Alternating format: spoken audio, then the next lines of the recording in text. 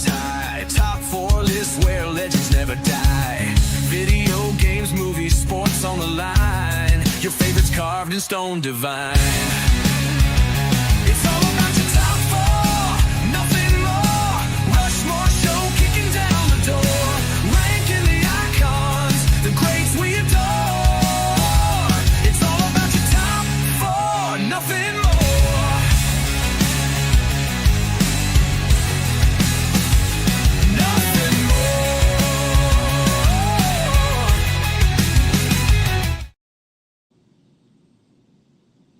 This is the Rushmore Show where it's all about your top 4 and nothing more. Let's get this thing. It's Thursday night. You know what that means. We are hype about the mountain. Yes, sir, Bryce. Mountain Men, Barry in the house. Hey, look, as you come joining in, say hello. Give everybody a little love. Let us know who's lurking, who's hanging out. We're talking football tonight. And if you are a football fan, some of y'all might be watching the Dolphins and the Bills tonight. I saw a funny thing earlier, Andy. I can't remember the guy's name, but he is he's kind of an overweight football guy that kind of picks. And he said, I have a better chance with Sidney Sweeney than the Dolphins have at winning this game. And the other guy goes, oh, well, you have a lot of confidence then, do you? Yeah, it's going to be for that guy's sake. Go Dolphins! Yeah, go Fins! Go Fins! Listen. I appreciate Josh Allen, but he more and more has become the LeBron James of football. Like really good, really awesome, but really whines. He whines all day long. But he does deserve a championship. He is good enough to have a championship. I'm kind of on the, if my Chiefs don't make it because they're having a bad year, but it's only 0-2. There's barely been any teams that have even made the playoffs at 0-2. So yeah, there has been some, so that's all that matters. And you finished 2-4. We finished 2-4 going into Rashee Rice. I feel good about that. So maybe 3-3 is even better. But let's talk football, man. We got the Dolphins on the night. We got college. College has been fun. It's been interesting seeing what's kind of shaken out with the new playoff battle. Last week was fun, Andy. We had a blast last week. Some new folks coming on for sports. We started with Poetically Christian Gamer and David. They start with sports games. I got Tecmo rocking behind me. What do you got behind you, Madden? I see Madden that. 2000. Kenneth Bird in the house. Say hello. Say hello. And then last week we did we what did we do last week, Andy? What did we do? Oh, we Remind me. Gosh, we I don't know what we did. What did we do? Something with sports. It was definitely so riveting. It was so riveting. Oh. Of a conversation. Actually, it was a fun conversation. It was with and I saw the thumbnail earlier, and it has drawn myself a blank. Help me out. Good thing there's only one person. There's now 2 people. In all honesty, where's everybody at? Got to get some hype going. All right, well, let's we've had 300 some odd episodes, so yeah. But I probably should remember the one. I'll tell you what it is. Cruiserweights last week. Oh yeah, wrestling. We had Tyler on, and we were supposed to have. That's why we were supposed to have PJ on. I had to change that last minute. But welcome in Cruiserweights. That was fun. Wrestling. I love wrestling. You guys love wrestling. But wrestling never gets a big hit with our community, which is okay. And honestly, I don't think sports really gets a big hit with our community, but we love it, and we have a great show tonight. We're gonna do. We're going to talk some wide receivers, man. Wide receivers. This is what guys do. We just say random wide receivers from our memory, and you don't even have to add any context. You just say the name, and that's like – so not even with receivers. You could say things like Ben Jarvis, Green Ellis. Wow. And that just brings back that brings back some really cruddy Browns, right? And he was a Patriot. He was a Patriot. Patriot too. Yep. But Jarvis Green, dude, I've said this already. I think one of our Rushmores we need to do is names. Barkevius Mingo. Key and Peele made that really popular. So, I think we should do it. Clinton Dix. That's funny. Kool-Aid McKinstry. Fantastic name. How about what's the guy? Prince Amukamara. Ferguson. Debrickashaw Ferguson. Barkevius Mingo might be one of the goats too. Yeah, that's pretty goat status. All right, well, look, let's get into this show. Let's bring out our bud. Let's hang out with the crew and see what we can do tonight. So we are going to talk wide receivers, but not just any wide receivers. We've talked wide receivers before, Andy. We've talked about the best catches of all time. We've talked about the best running backs of all time with our guest tonight, actually. But we haven't really talked specifically the wide receiver position, and we're even going a little deeper. We're going wide receiver duos of all time. Both of them, the combination, not tight ends, not quarterback, wide receiver, and wide receiver. Let's do this thing. Wide receiver duos of all time. Let's get it. And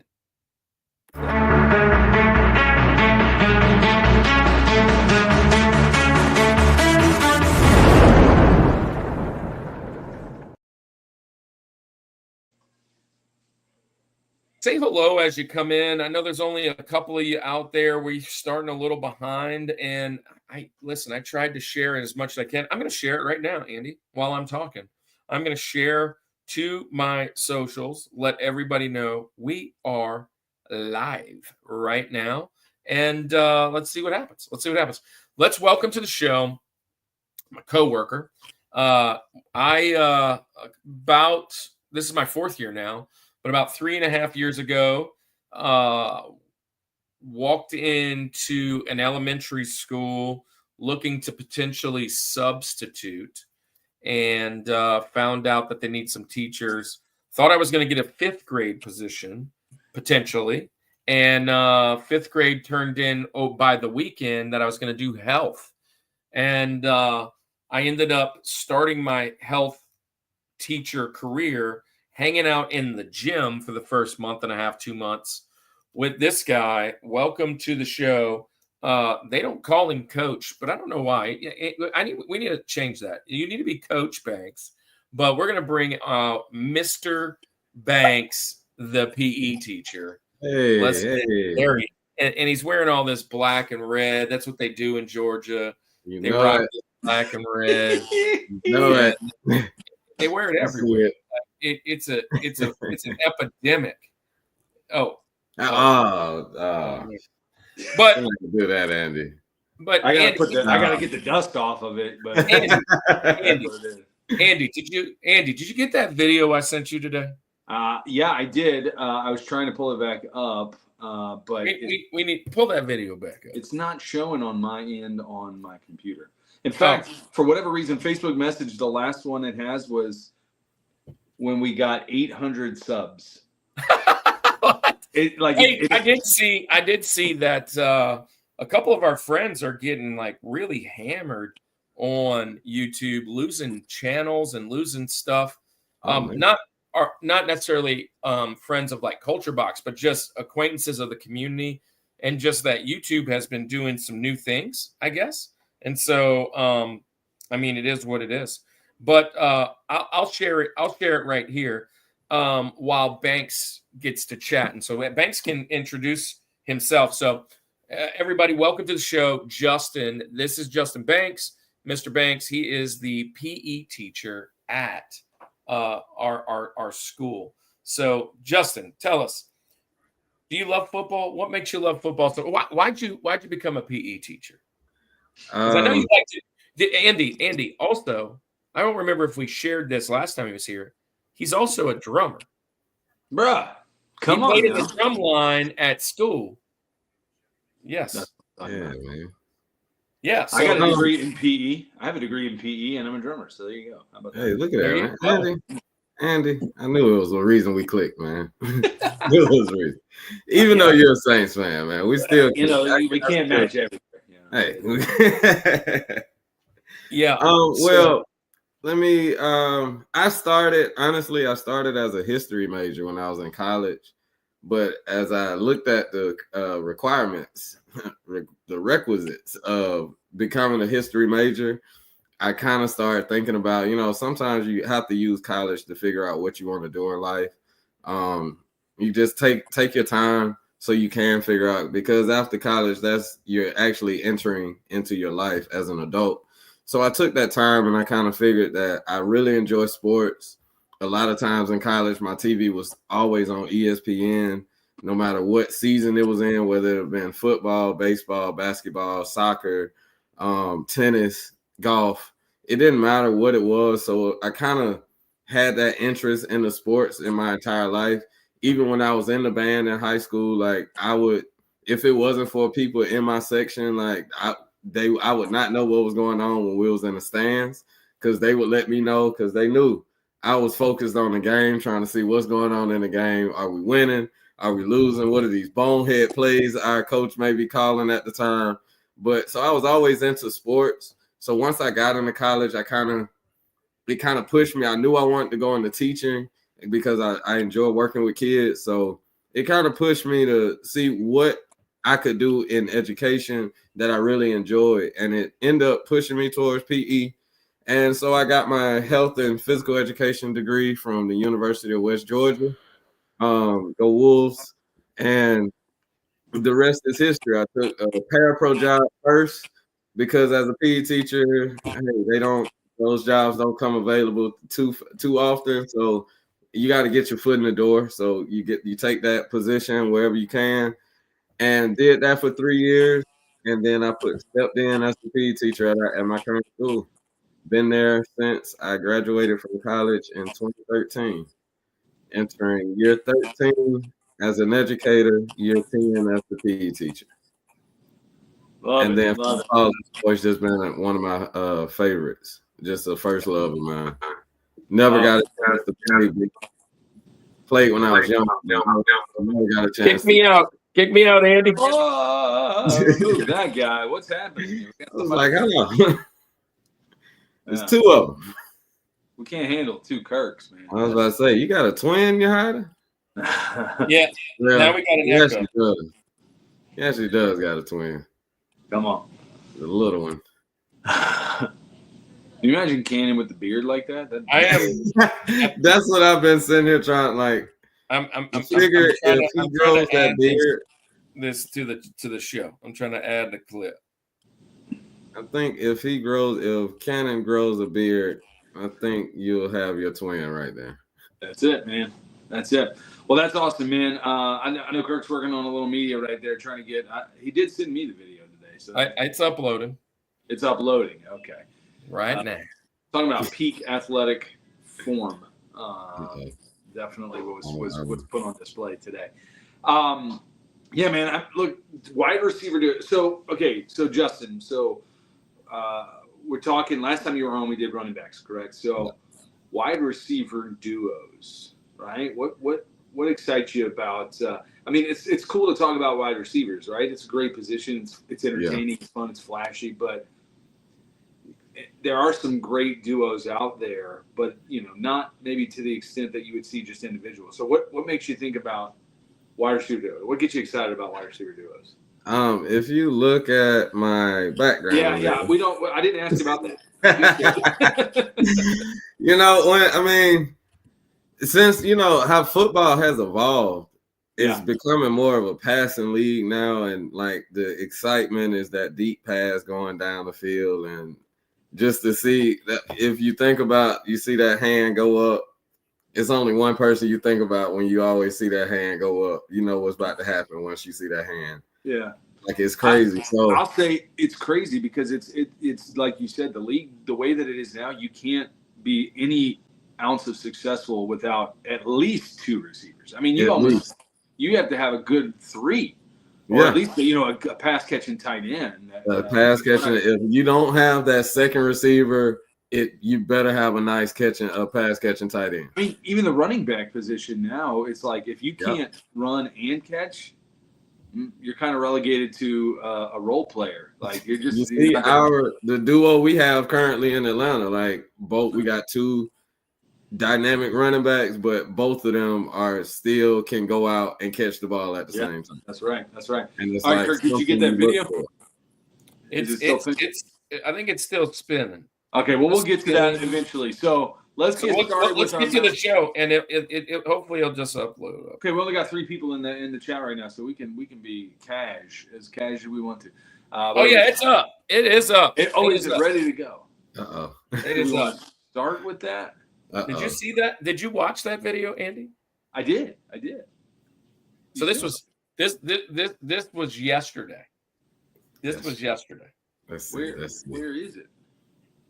Oh, is it? No, that's not it. Hold on, I got it. So, This was yesterday. So we are doing what's called Booster-thon, and we had a little competition. You got that video. Watch this. Got this video. What did we do? Wait, what happened? I don't know. Yes.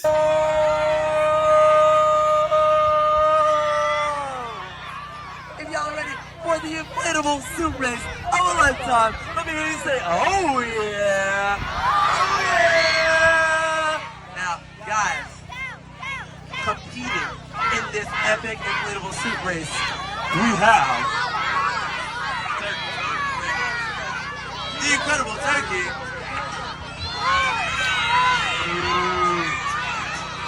Enough said.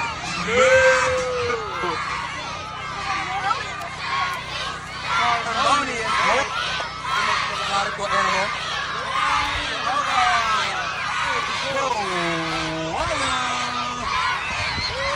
Let me hear who you think is gonna win. I know I'm hearing a lot of tears for turkey right now.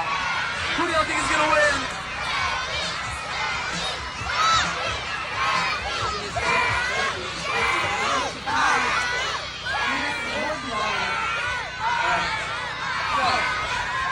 Everybody, listen up. If you can hear me, put one finger in the air. That's it. If you can hear me, give me 5. Now, the first inflatable animal to make it one full lap around this track and touch my hand is going to be our champion. We will begin the race in 5, 4, 3, 2, 1. And they're off. They're off. Oh my goodness.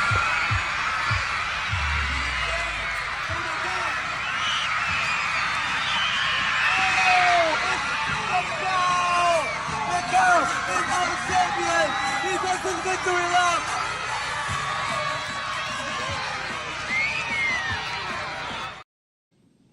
Wow. And Look, that was tight. That was close. I mean, That was peak performance. Kirk ran away with it for a minute, but man, it was. my turkey got roasted, man. His turkey blew out his crotch. The whole thing. If you look at my suit, man, my leg where the yellow stopped on my legs, it was actually tight right there at my knees.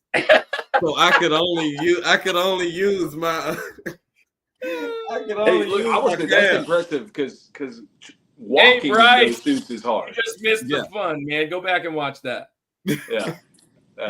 As soon as I lifted my knees to try to actually run full stride, my turkey split down the middle. So if you notice the turkey at the end, my turkey was ready to go in the oven. We was ready to have some turkey. So more turkey. It was all day the last 2 days, Andy. All day the last 2 days. This is what I've heard. Mr. P, you cheated. Mr. P, you took the inside track. Mr. P, You He pushed me. you pushed Mr. Banks down. Mr. Apparently, P, he pushed me. I don't know where, but he pushed me. He pushed me. Mr. P, you cheated. That's what he said. That's what he said. But anyways, Yeah. that is what we do for a living. We run around and play games. But hey, it's gonna be a good time tonight. Let's get this thing going. Yes, sir. I don't know what this is weird. What is this? What is it? But let's get started. So you're gonna go first, Banks, and you are going to first tell everybody what you were thinking when you were trying to pick out your top wide receiver duos. Maybe like we call it the criteria, a little bit of history. You can talk about where it's from, where, of course, Atlanta is showing big time. Right. But why would you pick these four? And then you're going to pick your fourth favorite. We call him Rosie. So when I did my list and I was looking at the different receivers, like, of course, when you pull up a top 10 of all time list, you're going to get receivers from all different eras. So what I kind of stuck to is receivers that I was able to actually watch. And I remember as a child growing up, like watching. So my list is I have some of the honorable mentions later on. We'll get to some of our older receiver duos, but I kept my list of receiver duos that I was actually able to watch and see personally that I enjoyed watching, that I still enjoy watching. For the record, you're 36, right? 36, yes. So, and Andy is also. Dude, I'm also 36. Drummer, what in the world? What's going on? I mean, if we could just in the house, Bryce in the house, say hello, hit that like button. Yes, sir. And we're just starting wide receiver duos. Mr. Banks is up first. Justin is about to give us his first pick. Number 4. Like I said, I kind of took receivers that I enjoy watching, that I was able to watch growing up, that I still kind of watch, look at some of their highlight tapes now. So my Rosie, you already know I got to start with one of them is kind of peeking through. One of them is peeking through right now. My Rosie is gonna be, of course, Roddy White and Julio Jones. I gotta go with my. Oh, you have it at 4. I thought 4. This was the George, but if this wasn't George, I thought it was higher. No. I thought it could be like, is there something higher than George? See these. Okay. I love. Hey, listen. I have love for Roddy White and both Julio Jones, but my criteria, of course, I enjoyed watching them, like watching Roddy White, of course. I feel that because he didn't come into his own. He started with Michael Vick, but he really didn't come into his own until we got Matt Ryan. What's up, Isaac? Thanks for coming in. We're talking wide receivers. Yes, Zach is in the house, man. Zach, we love you, man. We need you back on the show. Great to see Atlanta. Yes, sir, Zach. Hey, I like that, Zach. Zach is from hey, wait, hold on. Zach, remind me. You, my friend, are either you went to or you just lived there, Arcado, right? Zach, I think Zach is from the Lilburn area, and I think he might have went to Arcado. Yeah, they're 0-2. Let's talk about it at the end of the season. I'm just saying. Hey. What's the Saints record? It's not how you start. It's always how you finish. We're just as good as the Chiefs, and that after 2 weeks, I'm 0-4. I'm 0-4. We 1-1, baby. We 1-1. Hey, we got the Giants this week. We lose this week, we're out. 1-1, baby. Hey, man, I'm loving to see all my friends coming on in here. Sean's coming in. Isaac's coming in. I got to put Santonio Holmes, Braylon Edwards. Short-lived, super fun to watch. The Saints are terrible. We ain't talking about it. I'm glad that you're understanding that as long as you got Patrick Mahomes on the team, you're not terrible. So we're still in this. Zach said Count Creek Parkview class of 94. There you go, man. So, I thought so. Camp Creek, Parkview class. He in the cluster, man. He in the cluster. 94. That's right. You told me. I may be wrong. You were there with Frenchie, weren't you? Weren't you there with Francoeur, Zach? I think. Or maybe somebody else. Frenchie might have been a little early. That's too early. I think he played a little later. Anyways, so you're going Roddy White, and I Julio will say Jones. this: there is nothing about this tandem that I love. I don't love their college. Hey, I don't love their pro. It's I okay. don't love their colors. It's okay. I know. It's okay. But I had a feeling There you is picked one him. thing I I will love say about this though: Julio Jones does not get enough flowers Yeah. for how good he really was in the league. Yeah. He don't get enough flowers. Yeah. There's one thing that I love about this duo, and it was prior to going pro, is that roll tide. Come on, Julio. We forgave Julio for, we forgave him for going for Alabama. We forgave him for that once he put on the real red and black. Yeah. Not the crimson, not that crimson. I'm not talking about that crimson, but the real red and black. Once he put this he on, did pretty good for Alabama though. He was oh yeah, I mean that's why we had to get him. That's why we Wait, traded up to get him. Traded what up. pick was Julio? What pick? He was the first rounder. Yeah, he was the 8th pick. 8? Yeah. I think he was. Well, yeah, I want to say it was the 8th pick that year. Yeah. But yeah, I had to go with Isaac. That was Deshaun and Jeremy. Yeah. Jeremy. Yeah. Macklin. Victor There's a Cruz, name. Mario Manningham. Man, you're going. See, you're pulling out some picks, but is that Tio and Ocho Cinco? Yeah, I like him. I like the picks. Yeah. I don't like your pick only because obvious reasons, but I understand your pick. I'll say that. Can we at least say I get your pick? They had to make your list.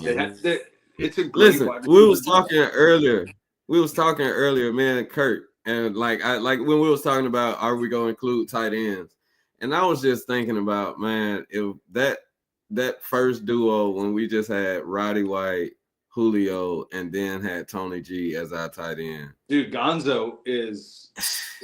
I hate that That's 2012 season. But look, didn't you guys? That 2012 season. Was it that was our what if? Was it Alvin Crumpler the day before? Yes, and Algie. And he was. I mean, he's not Gonzo. I mean, can I just say something? Tight end. Let me say something. First off, bonus points for you, Banks, if you can tell me, or even you, because you're a Bama fan. Can you tell me his real first name? Julio. It's it's very crazy. It's not Julio. Yeah. I do know that. It is Quintorris. Yeah, Quintorris. Yeah, that's it. Quintorris. It is Lopez. Julio. Lopez. Quintorris, Jones Jr. Lopez, Julio, Jones. But he's also. Hold on. I told you I didn't like anything about him. I don't even like the other teams this dude played for. He played for Philly, Tampa, Alabama, Atlanta, and the Titans. I mean, and when he played with the Titans, that was a cup of coffee. It was like, I wasn't even worried about that. I wasn't worried about that one. But when he went to Tampa, that's when I was like, come on. He only went to Tampa because Brady was there. Right? Yeah. Right. That was like going to be the year they was thinking they would get that ring. Yeah. I was like, no. It was between that year when he went to Tampa and then the year he was in Philly. No, the Chiefs got the ring that year, and then Brady got the ring the next year when he went to Philly. Yeah, Kirk, he's from Foley, Alabama, too. I saw that. I was thinking Foley's a great town. And his mom's name's Queen.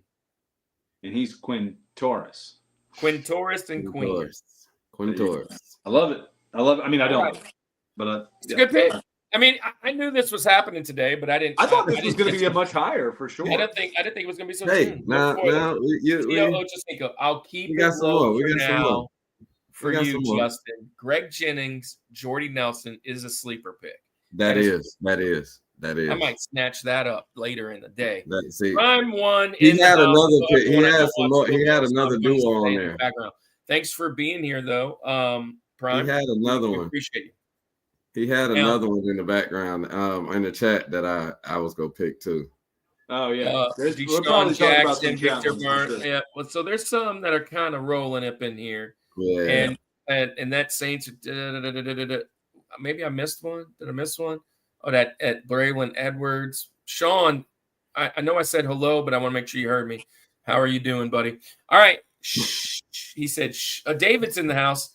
Now we got some friends popping in here. Hey, so Andy, am I up? Nope, it's me. I'm in the middle for sports. I thought so. Yeah. All right. So criteria-wise, Justin, I'm going to keep this trend of basically matching you other than team colors. I'm doing the same thing. I mean, there's so many GOATs, right? When we talk about wide receiver duos, for sure, no doubt about it. But I'm 36, right? Like, I didn't want to pick a team that I had, or a duo that I had to watch highlights of back in the day. Like, these were ones that I was watching as it was unfolding, right? Which added to all of that. So that's basically what I did to narrow it down and to where I could speak maybe a little bit more from experience on them. Yeah. So my Rosie, man, this was a great duo. So 2004 to 2009, they were together. The first guy in this is, I think, is absolutely, it would be insane if he's not a first ballot Hall of Famer guy. I believe that the other guy should be a Hall of Famer. There's a log jam of people, so who knows? There's some wide receivers that it's crazy that they still haven't made the Hall of Fame. So this guy may be lumped into that kind of deal where he's just waiting, but deserving of it too. I believe very kind of underrated all time. Overall together, for again 2004 to 2009, over 12,000 yards, 80 touchdowns for this duo. I'm going to the desert, man. I'm going Larry Fitzgerald and Anquan Boldin. This duo was madhouse, man. I mean, obviously Fitzy is a Hall of Famer. I think he's up, like, is it this year or next year? He's in the same class that the GOAT of all, the GOAT. Drew Brees is going to be first. He would be if you could be before a first ballot Hall of Famer, Drew should be there. But anyway, Fitz is the same thing. This guy, and then also on top of it, you never had, and this is off the field stuff, Fitz was never the guy that was going to be, no knock on him, the TO, right? The prima donna guy. Like, he was all about business. And Boldin was much the same way too. Anquan was had a couple injuries in his career that I think kind of set some of those things back, as far as longevity. Again, so Fitz, Larry had 17,492 yards, 121 TDs in his career. Anquan is just under 14,000 yards, 82 tutties in his career. 2005 was their best combined season. Larry Fitzgerald had 1,400 yards and 10 touchdowns. Boldin had 1,400 yards and 7 touchdowns. Two 1,400-yard receivers in 2005. They're both 100-plus catches, which is only the second duo in NFL history to do that in a single season. So I had to go Fitzgerald and Anquan Boldin as my Rosie. Dude, the only reason I'm upset is because this is an honorable mention for me. It was same for me. Listen, and it's not because they don't deserve to be on the mountain. I just don't have enough room. There's only 4 heads. Yeah, exactly. And I was like, I wanted to snatch that one up and as a sleeper pick later, but I'm glad it's getting its flowers. When you said that, I stood up and I got this. There he is, right there. There's that Larry season Anquan had in Baltimore. Yeah. Like, where he got his championship. Yeah. Larry Fitz for NCAA football on the cover at Pitt Panthers. But bro, this dude was great. And here's the thing. You have to imagine what the Cardinals had, right? They had Carson Palmer. They had Kurt Warner. Before that, they had high school had better quarterbacks going around there. These guys changed the that's where like running backs would go to die. Like Emmitt Smith went there. The ugliest uniform I think did Sean Alexander go there? There's like so many different people. They would go there just to die. Hey, I'm going to get me an extra contract. We're not going to win many games, but I'm not going to get hurt, and I'm just going to play this out.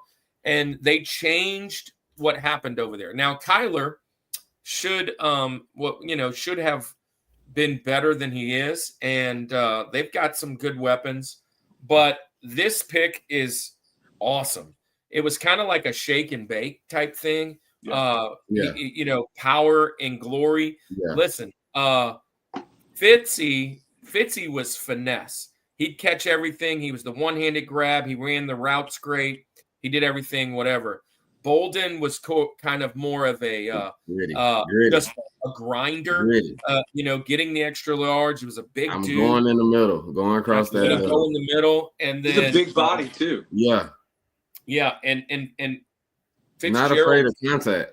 No, yeah. Which I think, unfortunately is 17 maybe years the difference in the careers there a little bit longevity-wise. But look, I was looking at this. Anquan Boldin has probably one of the better rookie seasons too. First game in the pros had 217 yards. Wow. First game and I mean, just wild, right? 1,300 yards his rookie year, 101 catches.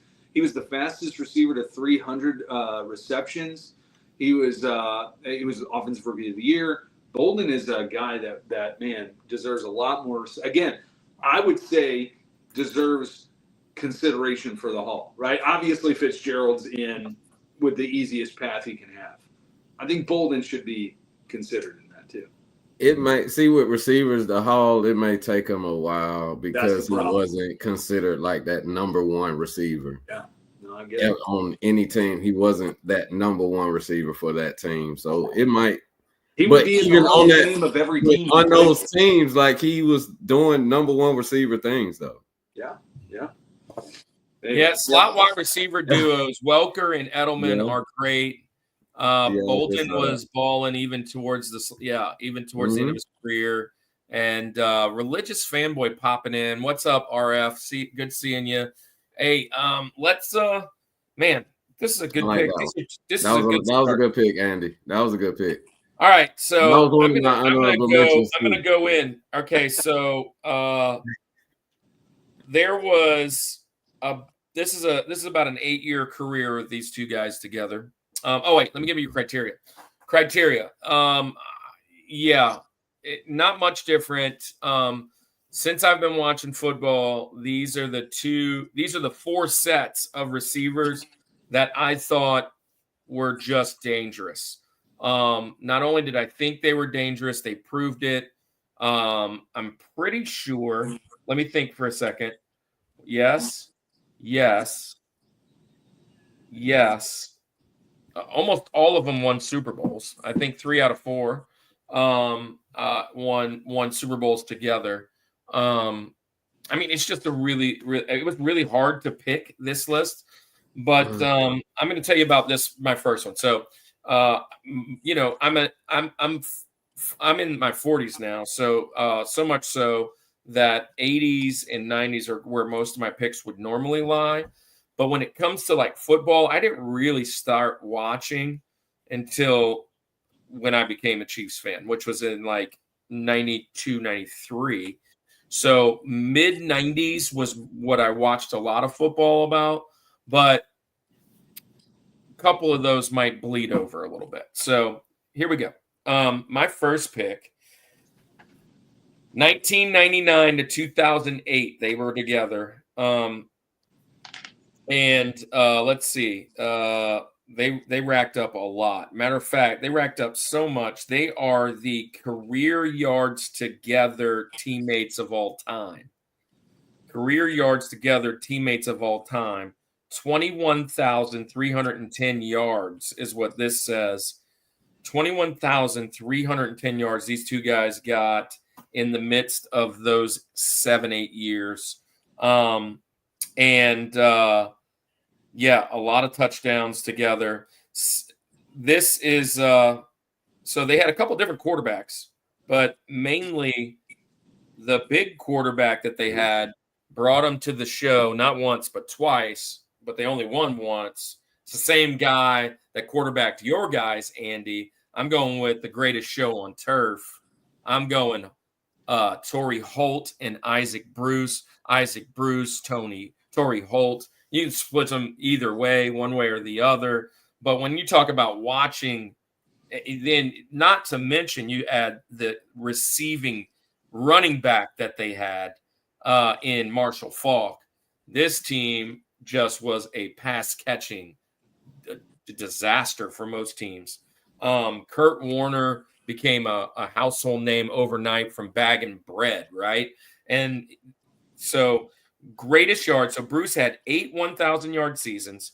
Holt had 6 consecutive 1,300-yard seasons. Combined, they're among the all-time greatest duos in catches, yards, and touchdowns. Some duo stats rank them at number 1 or 2 is what this says. So I'm going greatest show on turf.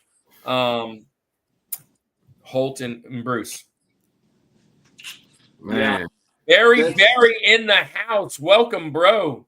B2 in the house. He's messing with Nightbot right now. No, this is a Benjamin for me. Great pick. Again, only a Benjamin because there's only 4 spots, right? I mean, I had to do it. Right, and I'm glad I picked them because I was going to pick. And I was watching them. I mean, they were definitely in the – Which one? And I took this one. You took that one, so that's great. They were definitely in that time that I was watching it. Yep. But they were kind of on that beginning end of where I was watching. You know what I mean? You hate the Rams. What's that? And you hate the Rams, Andy. Well, funny story, and I think I've shared it before. The only starter jacket that I had growing up was a Rams one, and it's because my dad is from L.A., and so he had an old L.A. Rams one, which would have been pretty cool to still have today. Like if you would I have used to wear the L.A. Rams starter jacket to school prior to really caring about football. But once I started caring about football, then I just stopped wearing it because Saints are in the Rams, are in the NFC West, the old NFC West together. So Falcons are in that, and Niners. That was weird to me that the Falcons was in the NFC West. It's Saints and Falcons, and then you have the Rams and the Niners. 49ers, What's that? The Rams, and the Buccaneers. Like, what West are we in? Yeah. Have you seen where they rearranged the conferences geographically? Zach says pound it, Barry. Yeah, so I'm going with the greatest show on turf. Kurt, that duo right there, like I think we talked about it when I was on the last time with running backs. That was one of the starts for me really getting. I actually liked the Rams football. Then. I was cheering for them. Yeah, big. I was around. Like I was torn. I was torn that Super Bowl. Super Bowls of all time. That Rams Titans. I was torn that Super Bowl because I loved Eddie George. Dude, and I was an Air McNair. I played softball against Air McNair before he passed, which that was a tragic event. But I didn't play with him. I played against him. He Air McNair would sponsor a lot of slow pitch softball. That was like one of his favorite things. But Jordy and Jennings, Big Dog 2020. Welcome to the show, Big Dog 2020. Jordy and Jennings, that's a good pick. That's a good pick. Yeah, that was mentioned already in the chat. It was actually mentioned. Yeah. It was actually mentioned up. Jordy I'm sorry, not Jordy and Jennings. Big Dog, welcome to the show. This is for you, since I'm fairly sure you're pretty new, unless you're just going under a different account. But we call everybody the Summit Squad. So here you go.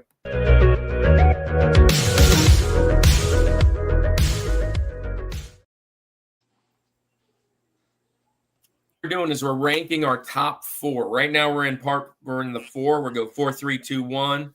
And that is a great pick and probably on an honorable mention for me. So thanks for being here. And we're jumping into the second round now. Unless you guys want to talk a little bit more about Holton and Bruce, but you are welcome to jump in.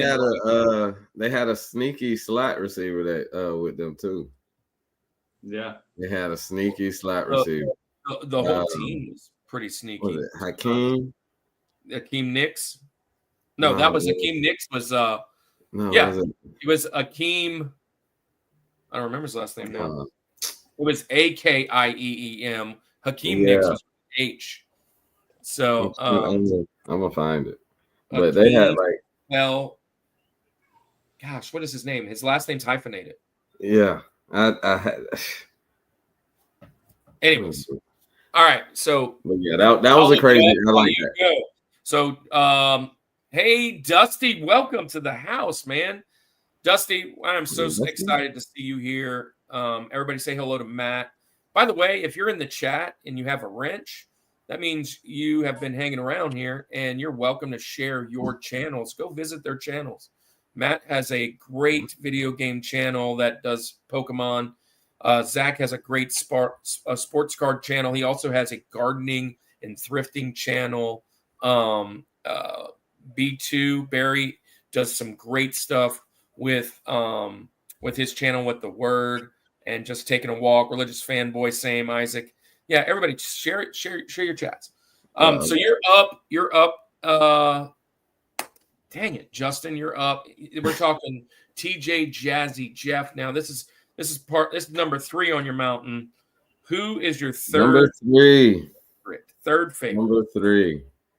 Now, like I didn't put this in my when I said my criteria, but I kind of put them in an order if they had a championship. So, like Kurt said, you said 3 out of 4 of yours had a champion. I think 2 out of 4 of mine. Oh, so this one don't have a championship. Yeah, this one don't have a championship. But this might be the other one I think don't have a championship. Mine. Yeah, I know this has to be on y'all list. Like, I mean, we talked about it earlier. When you see that hand come up, yeah, you knew what was about to happen. So my third is Randy Moss and Chris Carter. Hey, Randy Moss and Chris Carter. Pick. I had to put them on this list because I was up, even though, again, I was glad that Atlanta made it to the Super Bowl that year. But I was still upset because that was the year I thought Minnesota was going to take it. I feel like Minnesota probably would have gave Denver a better shot than Atlanta did. Minnesota probably would have been smarter in what they did when they got to the Super Bowl and getting prepared for the Super Bowl. But that Randy Moss and Chris Carter, like Randy Moss, his years in Minnesota, his first 6 years in Minnesota, he had over 1,200 yards each year. Like, that's crazy. And then every year 10 plus TDs except for one, where he only had 7 TDs. So it's like 80 plus receptions every year. And then you have Chris Carter, 8-time Pro Bowler, NFL receiving leader, 94, 3-time NFL reception TD leader. Like, you put those two together on one team, now it was almost the greatest show. It was almost better than the greatest show on turf. But Randy Moss and Chris Carter, they had to be on my list.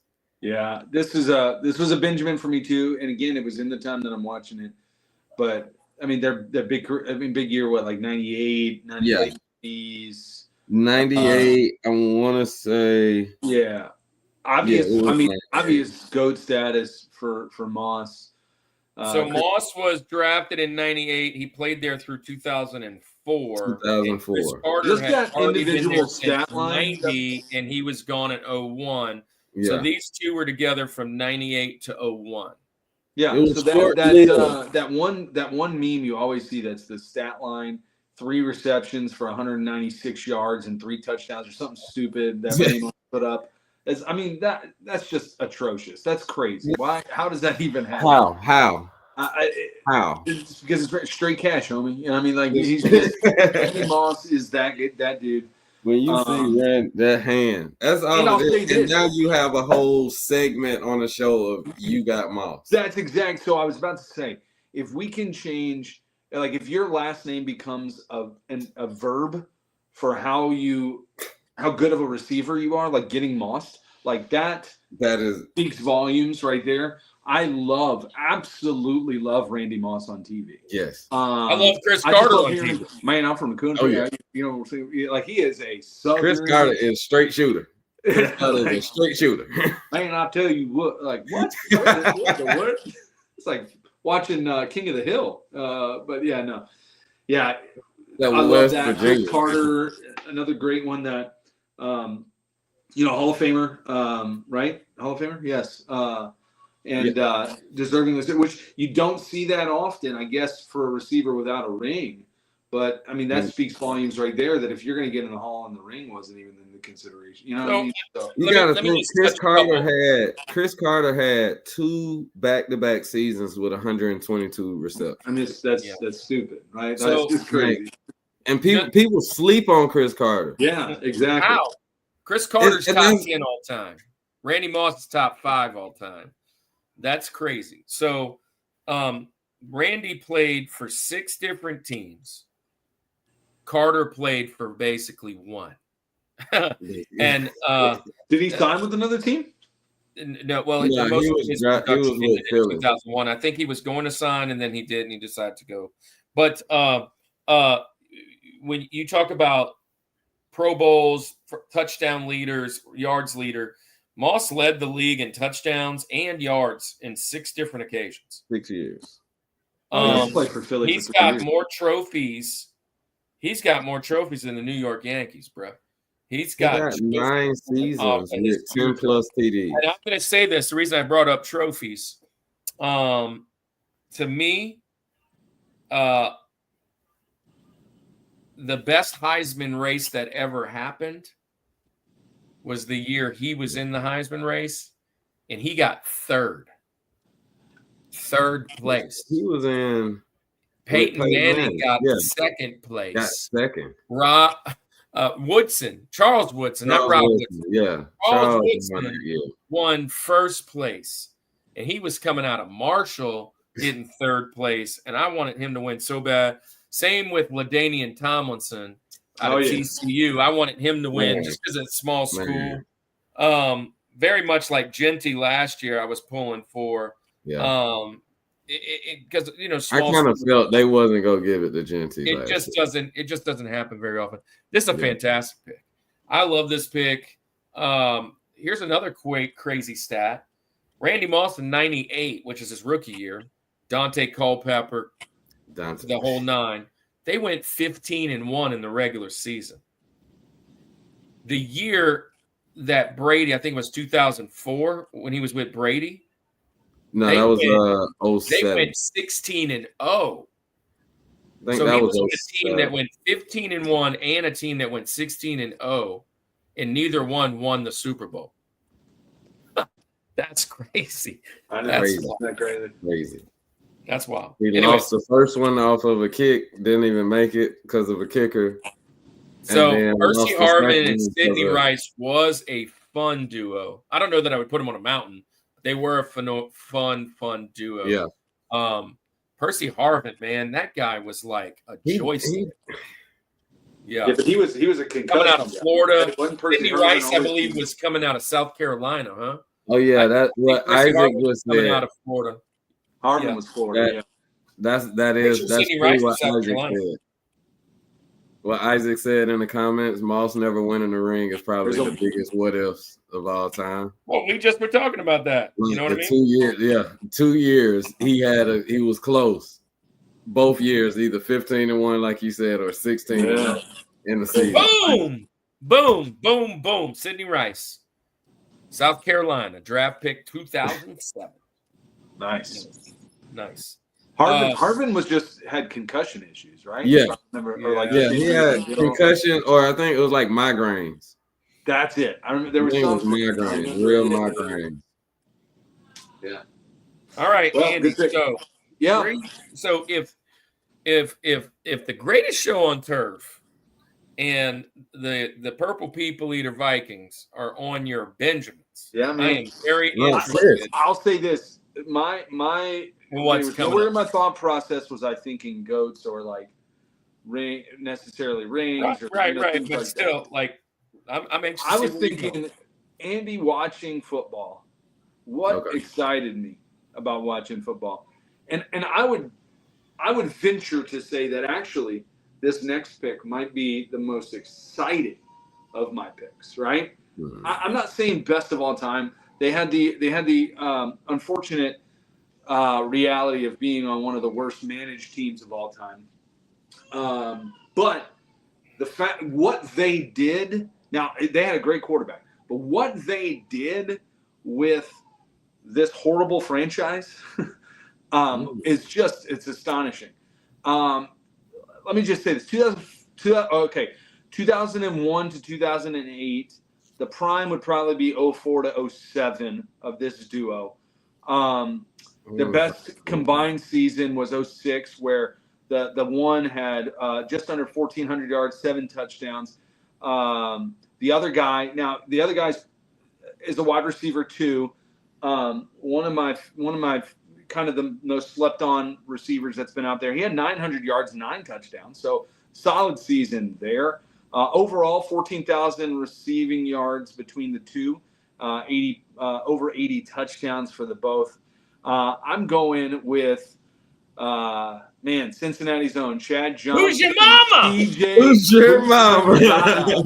Dude, I who's knew your it. mama? I'm I going knew it. Chad Johnson prior to being Ocho Cinco, but also TJ Hushmanzada. I think TJ, again, one of the more slept-on receivers of all time. I'm not saying he deserves the Hall. I mean, again, that's very difficult to get in, right? I understand that. Two. But he's a great wide receiver too. You know, if we were to do Rushmore wide receiver twos, like this guy's up there. Just solid, consistent. Obviously, Johnson is the highlight reel. What the heck? Just how did he do this speed? And he's kind of the mouth, right, in this whole deal. But man, again, the Bengals have consistently been, even today. Now, again, I know you've got Chase. I know you've got Burrow. I know you've got.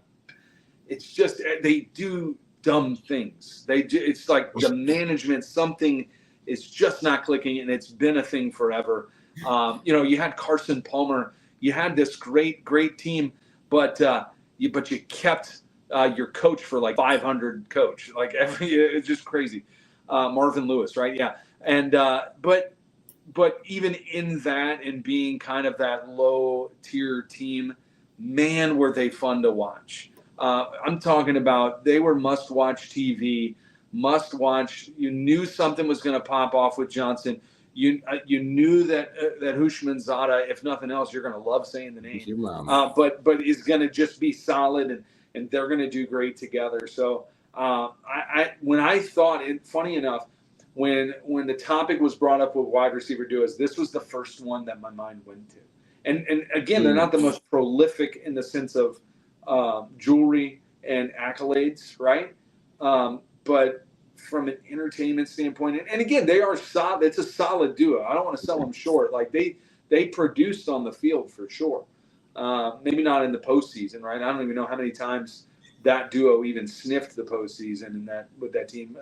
I want to say once or twice probably, but yeah, I'm going Johnson and Hushmanzada. That was my Benjamin. They on my Benjamin list. There we go. I'm here to take the Benjamins today. They was on my Benjamin Benny list. here for sure. They was on my Benjamin list. Go ahead. And what do you think about this pick, Banks? Like they was on. I like that pick. Because, like you said, they was entertaining. Like TJ, he's not gonna get that. He's not gonna get the flowers that he deserved for being that top number 2.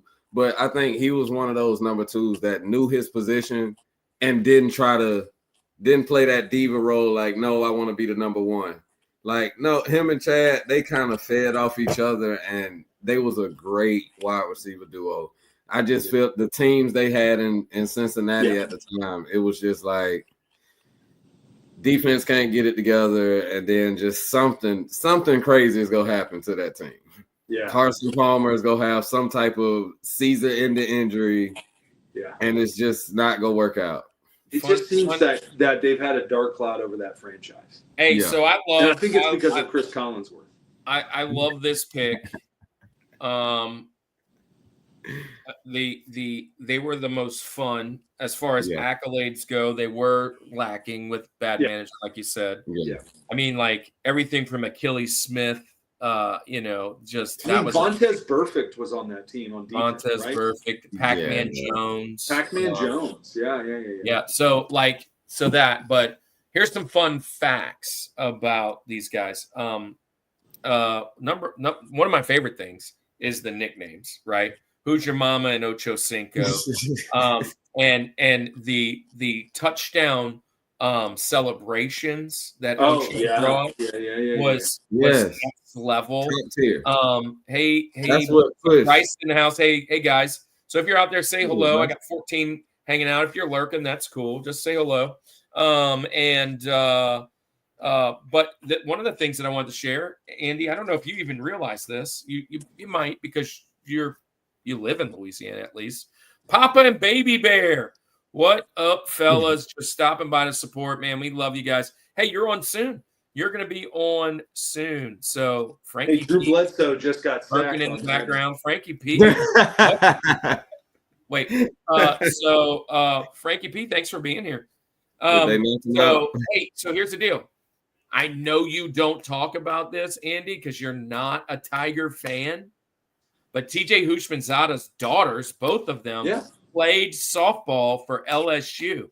So, boom. Boom. Sorry for not bringing that up. Harrington and Kennedy Hushmanzada both played for LSU softball. So they're related. That's a very common last name. Yeah, they're definitely them. He rocks the LSU stuff for him. Speaking of Kevin Falk just ran the ball on Madden 2000. Oh, absolutely. Absolutely. Kevin Falk, that's another LSU Tiger. That's why I brought it up. Yeah, there you go. Go Tigers. Hey, Did Drew Bledsoe get hurt on that set? Either. Bryce. It's 2000, so it's coming up soon. You got to be a Tiger fan this year. Billy was a personal friend. I am devastated. Rest easy, my friend. Wait. Did I miss something? Not what? Going back. I think Isaac maybe said something. What's up, fellas? Isaac. Oh, just want to say keep Billy's family from. Oh, yeah. Dude, Game Chasers. Yeah. Yeah, that's crazy. Yeah, he unfortunately passed away today. Game Chasers is amazing for the retro video game community. They were one of the first ones to even start all that. And Billy got sick really quickly. They had a big fundraiser for him. I never met him to get to know him, but I shook his hand at Siege this year, just saying hey and hello, which was crazy. He was all healthy, and then boom, that was in July, and man, it went really quick. Thanks for bringing that up, Isaac. We'll definitely pray for him. Actually, we'll pray for him for real in a moment, at least for his family, because his unfortunately his destination's already done. But we can pray for his family. Let's move on, Andy, to my pick. Bryce, Papa, great. If you don't know about them, go check Game Chasers out. They were one of the ones that started the whole retro deal, along with Angry Video Game Nerd and all those guys. There was kind of in the beginnings. Not everybody loves them because they think they started the reselling or whatever, but I thoroughly enjoyed them. It was fun to watch, and a lot of people have mimicked them. So thanks for bringing that up, Isaac. We'll pray for them in a minute. Please have a prayer. Yeah, I definitely will. It took 3 weeks, dude. Within 3 weeks, gone from wow to go. I mean, it was crazy. I was kind of following a couple of the videos. So, hey, I'm going to jump into mine, Andy. I like your pick, and I'm surprised. I mean, I'm not surprised. But you mentioned that this one right here was on your Benjamins. I mean, I don't even understand that, but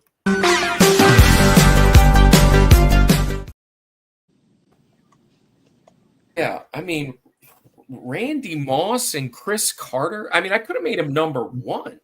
Number two and number three, they're all interchangeable to me, and I know these two are better than almost anybody we've mentioned yet today. So Randy Moss, everything that you guys mentioned, I got some stats. I got some statisticians for you guys. You know how I love stats. Andy hates stats. That's one of the reasons Andy don't pick people by stats. He picks by the heart. He don't stats are for liars.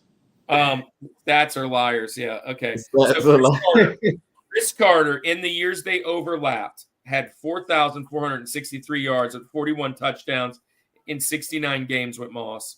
Moss had 10,700 yards with 101 touchdowns and 138. This is just crazy how they were. They had Brad Johnson. I mean, what?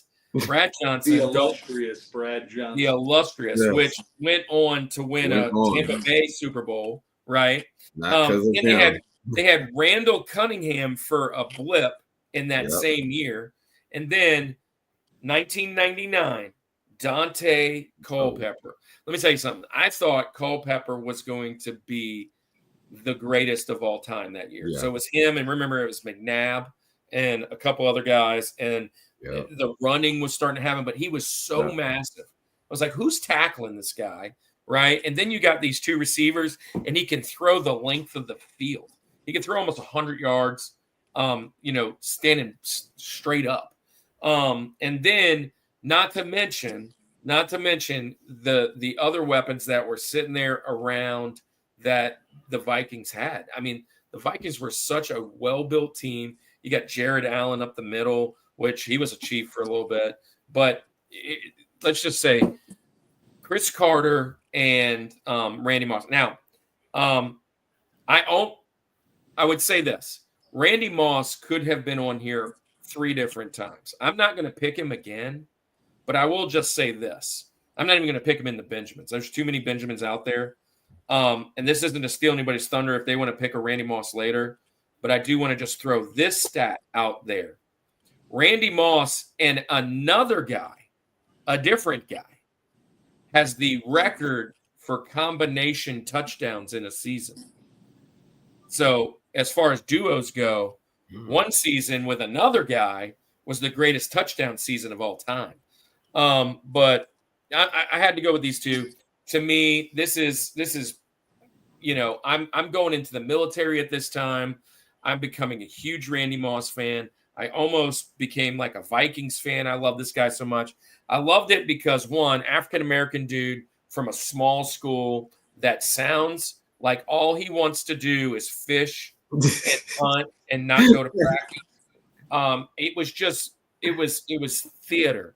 And then you mentioned it, the whole getting mossed.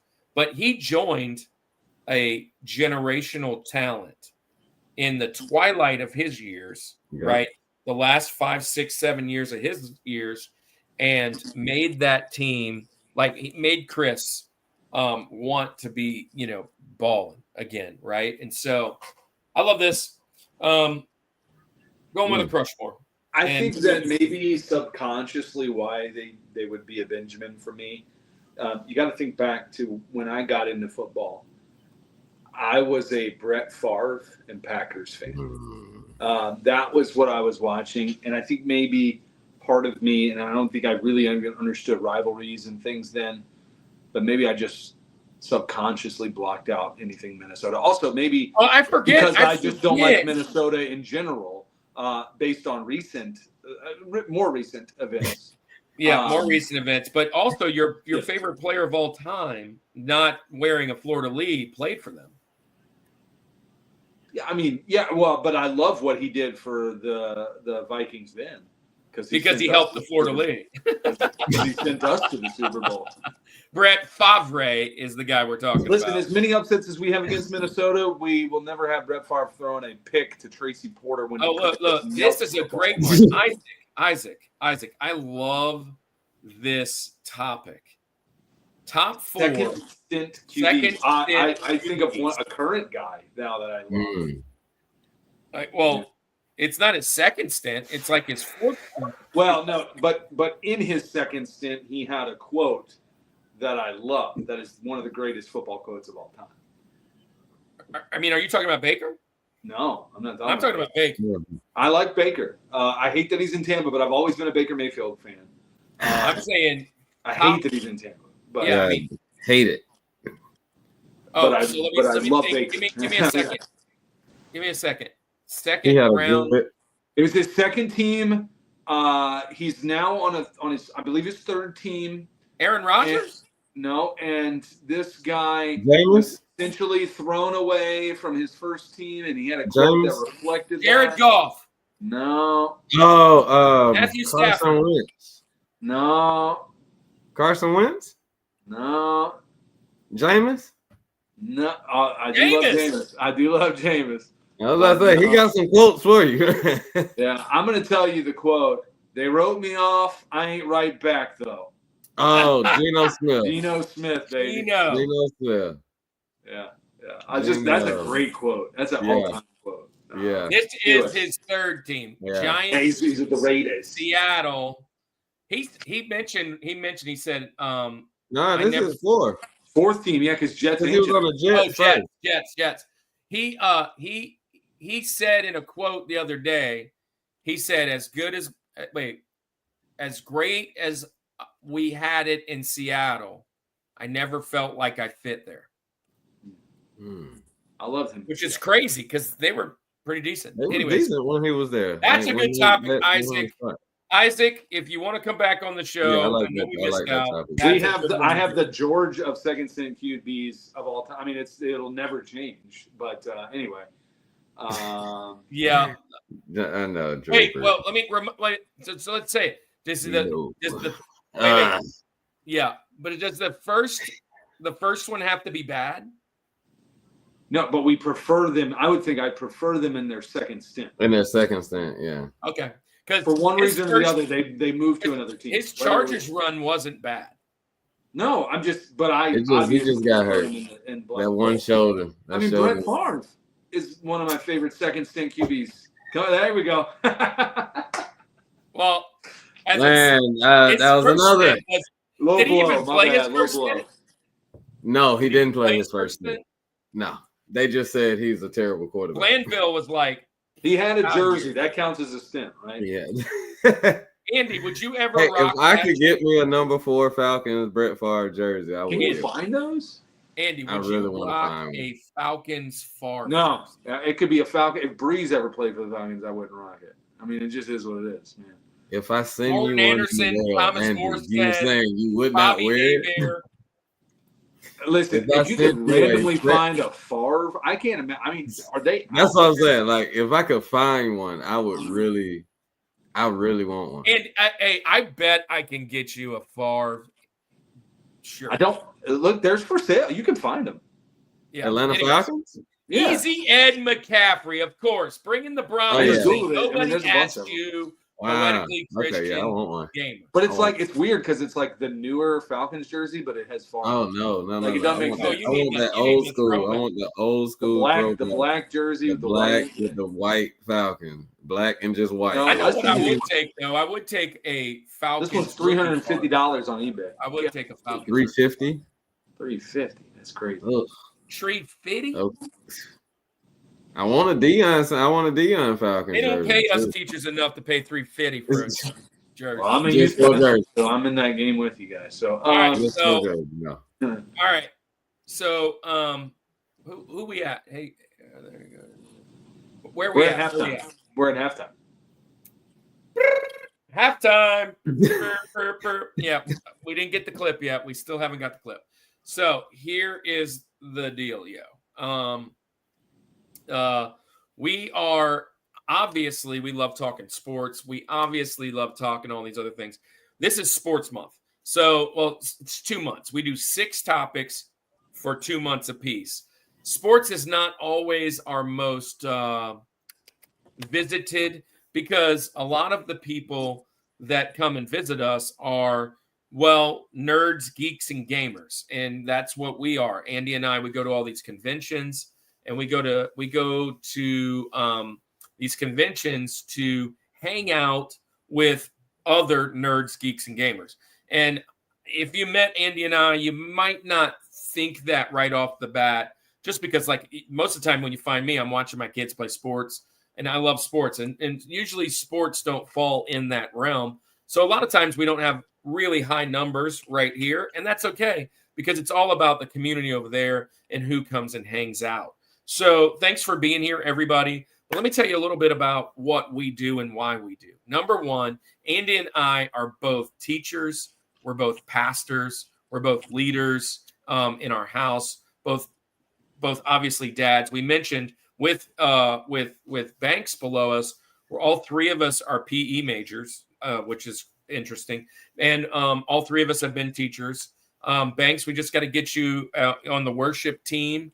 And we'll call you Pastor Banks, Brother Banks, Right. Brother Banks. And which and also, Andy, did you know that Banks' birthday is in August? Just saying. What day? His birthday's 2 days before mine. 2 days His before birthday's 2 days before mine. So yeah. So I'm also look, August. as ministry freed 7 inning picks. That's what I'm talking about. That's news. That's news. Here, right here. Why do y'all That's like news. Hey, look. The Yankees are going on a run right now. So that's all we got to talk about. I'll turn my hat around for you.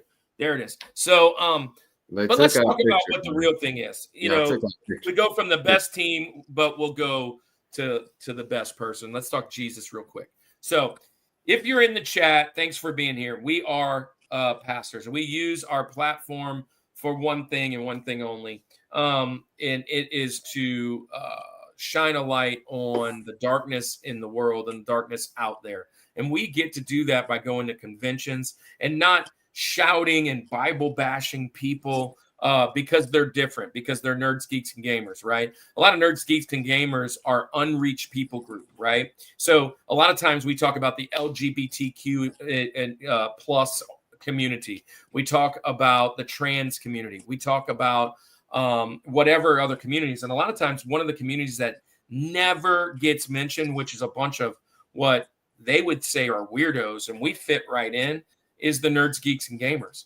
Because nerds, geeks, and gamers, they spend more of their time here online and not interacting with churches. And so when they go to these conventions, they go to the conventions not just to hang out with others, but they go to fulfill an empty hole. And what happens is, instead of us bashing them over the head with the Bible, we go into the conventions, hang out, we get tables, we set up a place to where we pray for people in this, not just pray at people and for people while they pass, but ask people if they want prayer while we're there. We're building a great set of nerd, geeks, and gamers resources. Andy, I counted the other day, I have 126 right now, nerd, geeks, and gamer ministries that's going to be on our resource. And so if we meet somebody out at these conventions, and maybe they love anime, maybe they love comic books, maybe they love video games, maybe they love whatever, we can give them a place to go that has others like this. And there's so many amazing ministries and what people are doing, online churches and all this stuff. And it really is just to reach places that aren't there. We've got some of the guys in the chat. Religious Fanboy, he's on my list. Poetically Christian Gamer, he's on my list. Barry, he's on my list.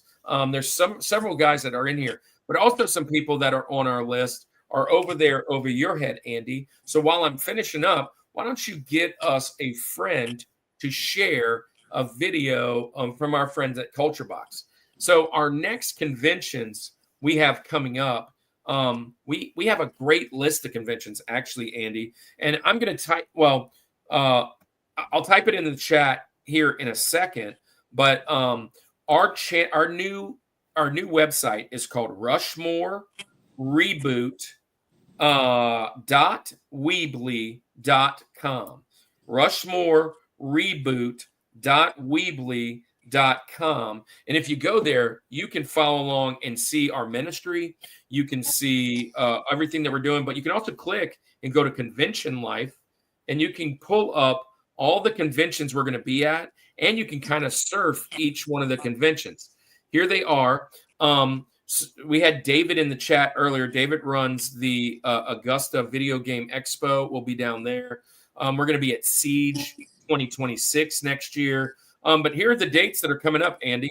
In the fall, we'll be at St. Tammany Collectors Con, November 15 and 16. Matter of fact, there is a Crafticon happening in 2 weeks or 3 weeks. Andy and I cannot make that one, but it's also run by Davey. Shout out to Crafticon. Go if you can. We'll also, I have it as hopeful. I'm supposed to contact the voice of the current Scooby-Doo. like the real Scooby-Doo cartoon. The voice, Scott Innes, is doing Cajun Con this year at December 6th and 7th in New Orleans. And we are invited. He's going to let us know in the next week, or he said 2 weeks, about a week ago, if we're going to be at that one. Go look up Cajun Con, guys. You can come to our website and pull it up. It is huge. I mean, there's like 50 wrestlers going to be there. There's all kinds of horror that's going to be there. There's all kinds of the Willy Wonka and the Chocolate Factory folks are going to be there. Cajun Con. That is going to be happening December 6th and 7th. Pelicon, January 24th. Augusta Video Game Retro Expo is March 21st. St. Tammany Collectors Con, April 4th and 5th. Siege is going to be in July. And Louisiana RetroCon, August 1st in 2026. We're already booked for that. And St. Tammany Collectors Con in November of next year, 14 and 15. We're already booked a year out to some of these conventions. So we'll be out there hanging out. Here's the great thing that we do. We don't just go in and whatever. We actually preach the word of God through, now get this, nerdy parables. The last time I preached was on the power up that you receive through Super Mario Brothers, right? And just the power up we receive through the Bible. We've preached on the redemption story of Darth Vader. The wingman of R2-D2. We've talked about the redemption story of Shadow in Sonic 3. And we always pick the theme of whatever convention we're going to. So one was of Sonic, one was of Mario, one was of whatever. So if that's your thing, we've got some resources for you if you're interested. And I'll be sending that. I'll be putting it on our website. Go check out our website. You can learn all about us at rushmore.weebly.com. Rushmore.weebly.com. Reboot.weebly.com. Now, Andy, Culture Box. Culture Box is a great group of friends. They're all Christian creators that we are part of. That's our brothers in Christ. They're all nerds, geeks, and gamers. So, which friends do we want to share today? Also, Andy, I'm going to step out really quick. Why don't you share the coffee as well? I will absolutely do that after I share the fact that the Saints are playing the 49ers in Madden 2000 right here. Look at that. Oh, that was great. Anyway, hey, let's shout out our buddies over at Retro Rewind Pod. Check it out.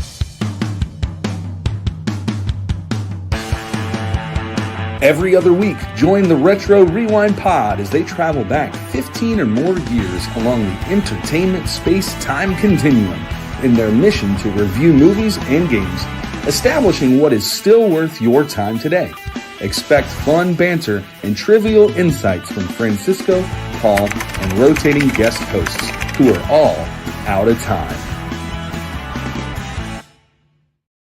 There's our buddies over at Retro Rewind Pod. Easy enough for me to say, right? There's a grab by Ricky Williams. How about that? But hey, speaking of grab, you should go grab you some coffee. In fact, while you're grabbing coffee, you should grab the official coffee of the Rushmore Show, Village Coffee. Check it out. Let's face it, at-home coffee can be pretty stale. Coffee at home doesn't have to be boring. The Village Coffee is here to deliver the flavor. The Village Coffee roasts coffee every week and sells online.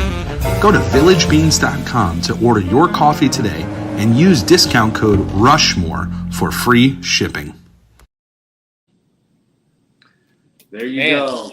Awesome. Also, last thing, I still am, and I have some down here. I am still working on our devotionals, and so I have 4 devotionals that I've planned out. My first one is going to be on video games completely. The next one will either be on sports or movies and TV, and then the other one will follow. And then there's some other ones that we're going to talk about. But I would love to put those devotionals out so that we can give them away at conventions and even sell a few if you guys want them on the the big Amazon or something, just to help pay for some of these trips that we do for the conventions. We really make nickels doing this. It's not about that. It's about spreading the gospel, having fun, and hanging out with our amazing community. If you come in and never shared or done anything, never purchased a membership, never donated any donos, if you never bought a book or went wherever, that's okay, because the community is just as awesome. We've had such great conversations in private chats. And when people find out some of the stuff that we do, they're like really amazed, because I don't really like share it out on the open all the time, as far as like when I'm at my kid's game. Matter of fact, Frankie is his son plays football with Cannon. I bet Frankie didn't even know half of this. So if he's still hanging out there, yeah, that's just how we do. That's how we roll. Now let's get back into this thing. Let's finish the second half of our show, and then we'll do some honorable mentions, right? So let's do this thing. So number one, so we call him Link. So the funny thing is, right, we've done Rosie for Roosevelt, TJ Jazzy Jeff for Thomas Jefferson. Now it's Link for Abraham Lincoln. Next will be George. So let's do this. Who's your Link? Who's your number 2 on the mountain? Your second favorite wide receiver duo of all time? My second favorite, Omaha. Ah, Gotta go with these two. One of my favorite quarterbacks was their quarterback. Everybody should know, when you hear that Omaha, you know what's going on. Marvin Harrison and Reggie Wayne. yeah. Harrison and Reggie Wayne, like that duo is crazy. Like another duo, just like that changed that passing game. The whole passing revolutionized the whole game, changed another football game with Marvin Harrison, Reggie Wayne. Some of their stats, like of course they won the championship in 2006, but I think that if they would have had a better defense for that team, they should have won multiple championships. It is no reason why that team winning all at least. Well, they ran into a buzzsaw named Drew Brees. They did run into that. Y'all was on 10 that year. Like that whole year, the Saints, y'all was just on 10 that year. That was that's what I'm talking about. That was a comeback year for you all. Like that was. Speaking of who dat, Ricky Williams just ran a 3-yard touchdown. Know that? Was he hot? Hey. Speaking of that, he was on the Dolphins too. How's the Dolphins doing right now? They matter of fact, they just got a late touchdown in the half. So it's a tie game, 14. Hey, that guy might have a chance with Sidney Sweeney. Let me tell you something. Sidney Sweeney better get ready. Bro, I would not be any happier. And let me tell you, let it be to Tyreek Hill when we win. When I say we win. Not when we win, because I'm not a Dolphins fan, but when they win. Dude, I would love that. I would love that. Love that. Oh, let's see. Wow. Yes, poetically Christian gamer. Yes, man. Peyton Manning. That was one of my favorite quarterbacks. Yeah, man. Hey, Kirk, former Broncos quarterback. Notice that. LOL, Peyton Manning. Say, let me just say something. PCG, I hate the Falcons because they are the rivals of the of the Saints. I only dislike the Broncos because they're the rivals. I like a lot of Broncos players. I always have. And right now they have one of my favorite, if not my favorite coach of all time. I will say this, Peyton Manning is on my Rushmore of quarterbacks. Oh, yeah. He's one of my Rushmore quarterbacks. But here's the thing. You got to remember this, PCG. We're from New Orleans. And Peyton Manning and Eli and Cooper and Arch and Archie are all New Orleans guys. They're all New Orleans guys. And I actually played. Here's a fun fact for you, all you friends out there. I actually played against Peyton and Eli. I played against them both. But here's the deal. It wasn't in football. It was in baseball. And Eli was a phenomenal shortstop. And Peyton was a freaking dart with a pitcher. And Peyton, I believe, let me look at age. I think Peyton So I'm 47. I think Peyton's 49. Is he 2 years older than me? I think Peyton is 40. He's probably a year or two older than me. Peyton Manning, 49. I was right. So he's 2 years ahead of me. And I believe Eli is 2 years under me. Oh, he's 3 years under me. I played against Peyton, and Eli was playing up. And they played on the same team. And this is crazy. Archie would sit out so they played for Carrollton Blue. Andy knows that. Carrollton Blue, Carrollton Red. He played for Carrollton Blue, and Archie would sit out in the outfield and watch his kid play so that he wouldn't be bothered. Because at that time, you have to remember, he was the greatest Saint ever to play. And they sucked. And that was the only guy they ever really cared about. The greatest Saint ever to play. And so when everybody saw him, they would swarm him and ask him for autographs and ask him for all these things. And he would then sign every kid's autograph. I have somewhere out there in the meta space, there is a glove or two that little Kirk had signed by Archie Manning while I was playing All-Stars against his kids. They were both really good, but they went on to play at Newman, and Newman was like a 2A, 1A school, 2A, 3A school. They're really small, and but very high in academics and very private. Lots of money to go to Newman. And so I never played him in my high school years. I played him as a little leaguer. And, man, they were beasts, beast mode. Imagine getting their autograph when you was that young. Peyton. I went on a little rant right there. But I love this pick. Andy, do you love this pick? I think you could even say I love it tremendously. My next pick, man, my link, Marvin Harrison, Reggie Wayne. This is that duo. Just to give you some numbers here, 2001 to 2008, Harrison had 14,500 yards, 128 touchdowns in his career. Reggie Wayne, 14,345 for 82 touchdowns in his career. The year they won the Super Bowl 06, that was their best combined year. Harrison had 1,300 yards, 12 touchdowns. Wayne had 1,300 yards, 9 touchdowns, right? Overall together, over 20,000 receiving yards and 170-plus touchdowns between the two. That's nuts. That's crazy. These guys, man. It helps when the sheriff's throwing to them. I get it. But that's not a knock on them. I mean, they're just fantastic receivers. But they were also, to me, available. Again, two guys that were not going to be your divas, right? They were like, I mean, did Marvin Harrison talk? Like, he was like one of those things. But, man, they were just perennial. You knew every year they were just going to dominate the football field.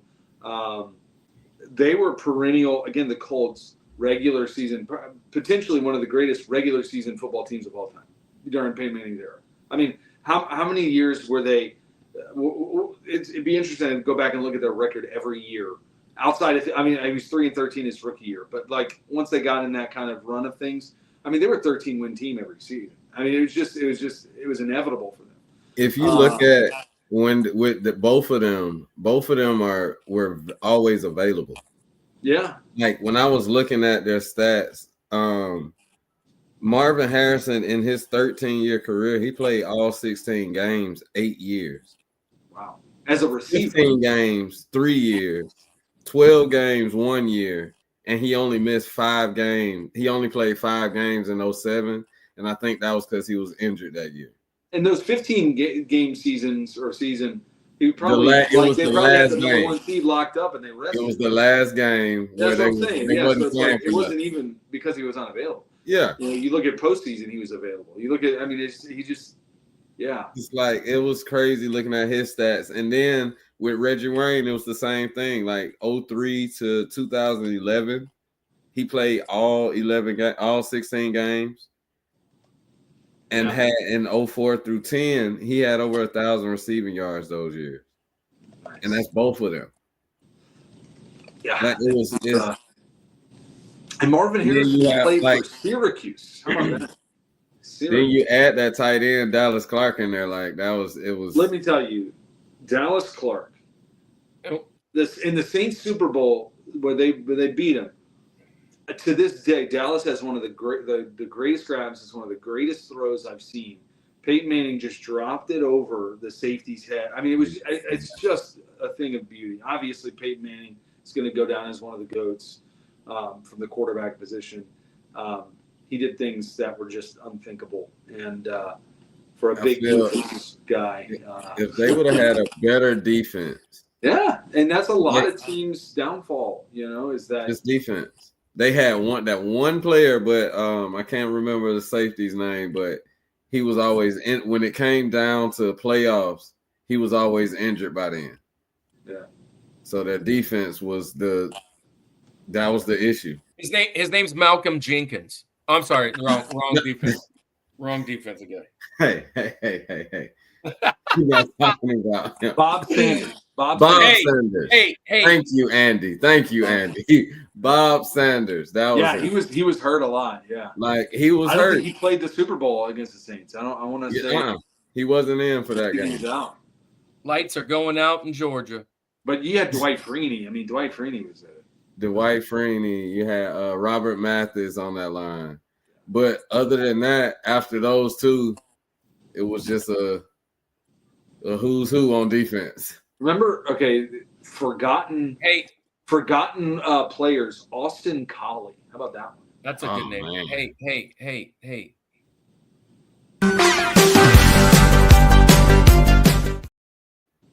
Triple Crushmore. Come on. What? I tried doing it earlier and you didn't acknowledge it, so I do it again. It got hit again. I think you thought you accidentally hit it again, Andy, but no, I was hitting it like hit. I was like, "Let you talk." Here's a couple things. Number one, absolutely. This is so you said you thought of Hoosh and Ocho. This is the one I thought of first. Yeah. And you mentioned, did Wayne talk? Let's talk about Marvin Harrison. No, I said Marvin Harrison. Yeah, it is that Marvin. Wait, Marvin Harrison might be the most Mute. Clean cut, bring to grandma's house, meet this young gentleman type person you've ever seen. Yeah. Like, is he a football player? Who is this dude? Right? And his son's balling. He's a banker, yeah. He's an insurance salesman. Huh? He's an insurance salesman. But here's the thing. Here's a stat for you. The only tandem in history that both receivers finished with 14,000 yards plus. Each averaged over 1,200 yards per year in 03, 04, 05, and 06, 4 straight years. Combined production in the 2001 to 08, 1,265 catches, 17,155 yards, 134 touchdowns. That's basically a Hall of Fame resume twice. Yeah. 2 times. So, that's pretty crazy. Harrison was the route runner, was the thing. And Peyton loved Harrison so much because of his routes. Peyton was a great quarterback because of his precision of estimating when and where someone should be. And Harrison was always where he should be. That's the big deal. Wayne was he was just kind of like the Fitzgerald Boldin thing. He was more physical, came out of a bigger school, much more highly touted. But it was hard to defend these guys. And Peyton is my favorite quarterback that never played on my favorite teams. That's just how it is. Peyton to me is kind of like Andy. I guess you're Brett Favre, right? It's just. You were a Packers fan. I was a Colts fan because of Peyton, not the other way. That was the same for Brett Favre. That's the only reason I was a Packers fan. Right. And I wasn't even a Colts fan, to be honest. Colts was, hey, look, football's on. Oh, Chiefs and Saints aren't playing. Oh, but the Colts are. Let's watch that because that's Peyton. Just hearing him call out all the stuff. Oh, here's another stat. If you and Andy, we thought about doing this once before. Instead of doing wide receiver duos, doing QB wide receiver tandems, QB wide receiver tandems, Peyton Manning and Harrison by themselves, just those two, have almost every single record like they have so them together, they have the record of the most touchdowns, 114.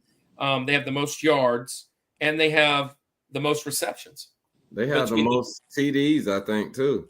Yeah. 114. I think they have the most TDs. I saw that as well when I was looking at it. I was like, wow, they have Peyton Manning, Marvin Harrison records are just, it was a long list of just that duo. Good pick. I agreed with this. I almost made this. I could have made this number 3 and had my last one up here, and I almost made it my George and have the other one down. It was almost my number 1. I'm flipping on who I'm going to have as my George right now, if I'm being honest.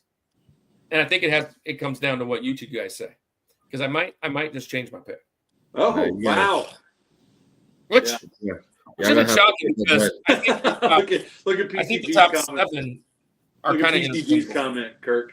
What? It was a little late to the show tonight, Justin. Who's your favorite team? It's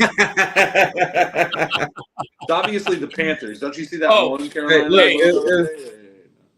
Here's the funny thing. PCG is legally blind.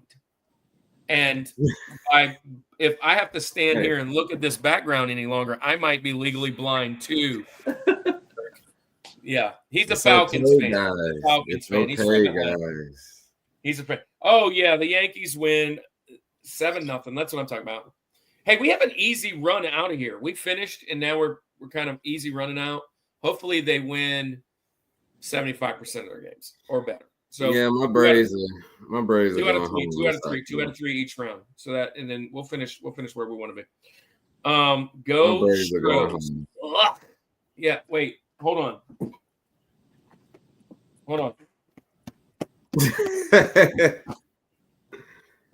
Yeah, all right. Let's Barry. We know you. We love you, man. I'm just sitting here. Hey guys, if y'all ever want to get some really awesome encouragement and just like really just not be in a hurry and just be chill, go to Barry's stream. His community is awesome. The other day we were talking. He said, I want you guys to name something you're grateful for in alphabetical order. I'll start. And he said, I am grateful for, did you say Alabama? Not the college. I think the state of Alabama. I think he said. And then, next person was B. And then, of course, J was Jesus. And we went down the whole list with his community. It was fun, man. All right. This is the George. This is number 1. Who's the greatest tandem of all time? Well, you might as well hit that button again, man. Oh, snap. Mine was Torrey Holden and Isaac Bruce, man. Let's go. That was mine. Honestly, those two, when that greatest show on turf, like that put me, that's where I think I started really paying attention more to wide receivers then.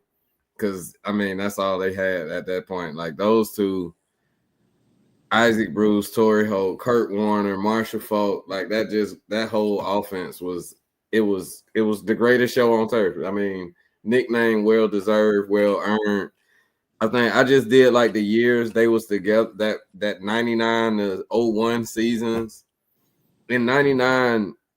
In 2000, if you just go to 2000, like both of them had 87, or Torrey Holt had 82 receptions, and Isaac Bruce had 87.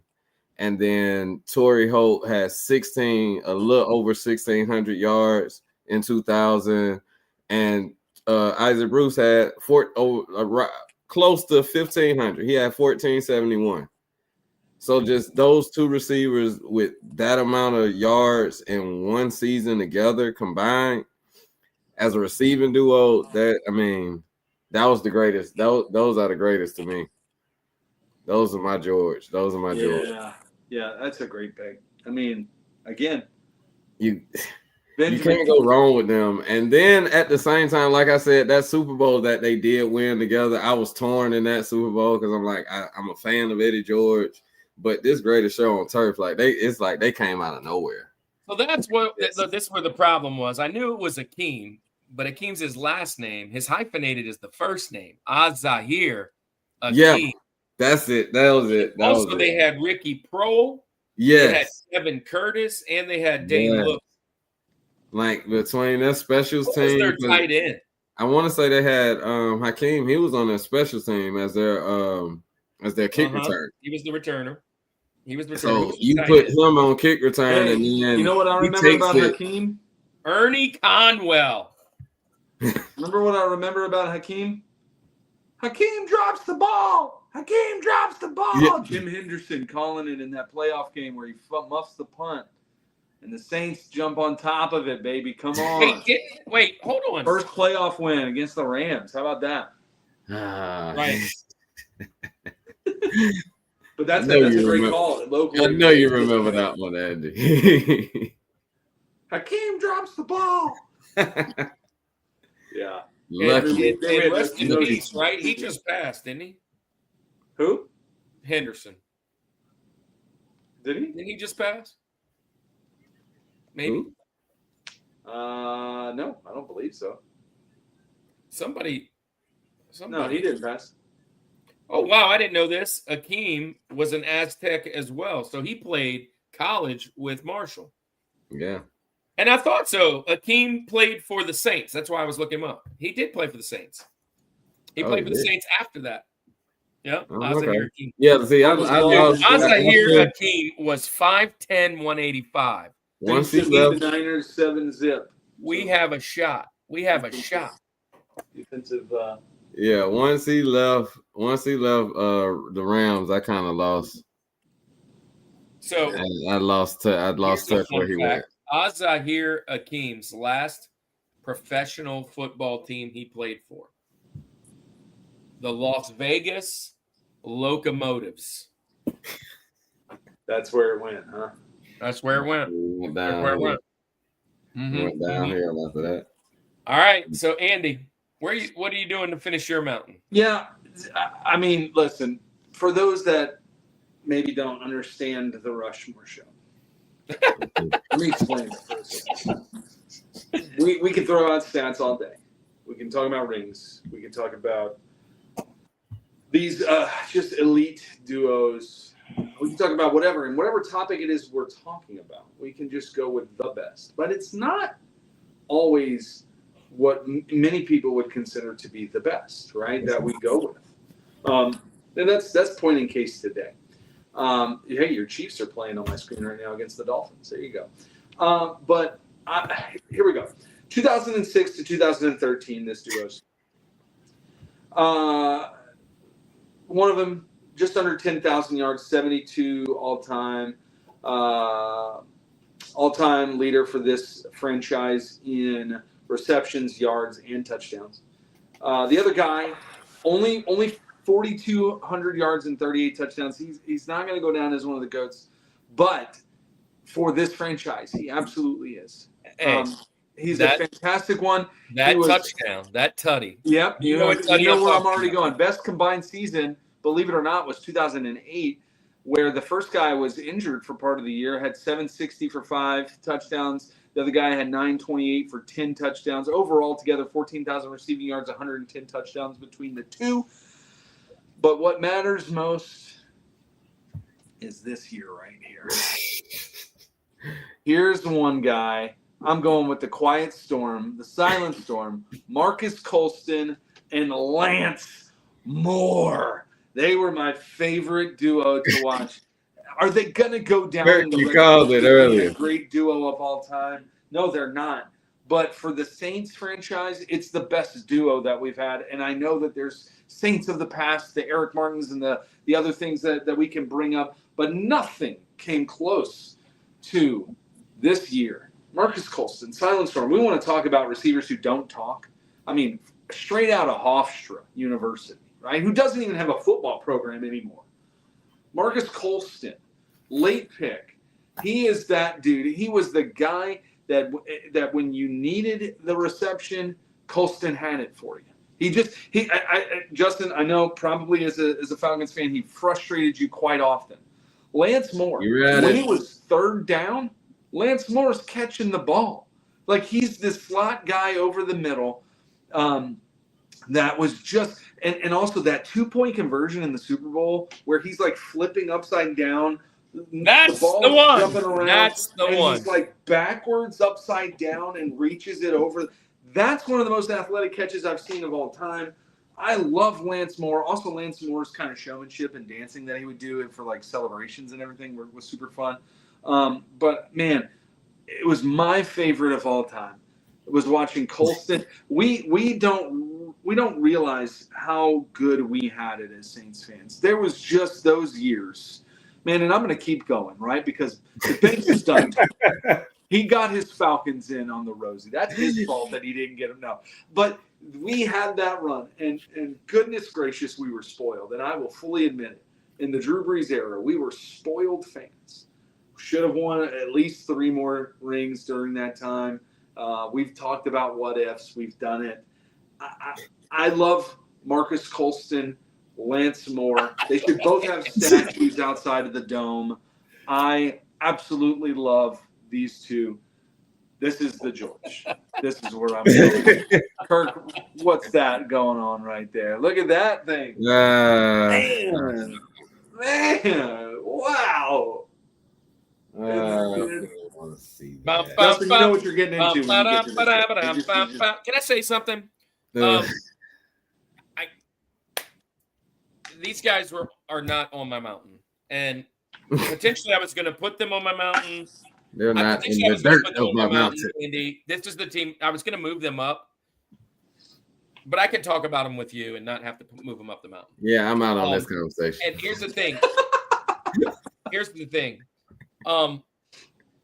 The reason I'm going to say they didn't make my mountain is I loved Lance Moore.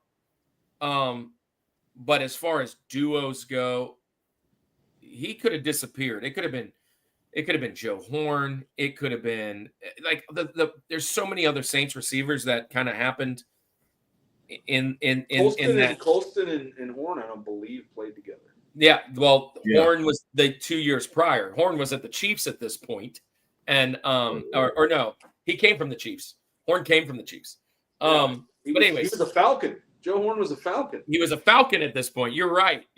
So this was after. We got. But it could have been a whole bunch of players. How to use Joe. And obviously, we haven't talked about this yet. Didn't want Joe. But the real best receiver on that team duo wasn't a receiver; it was a tight end.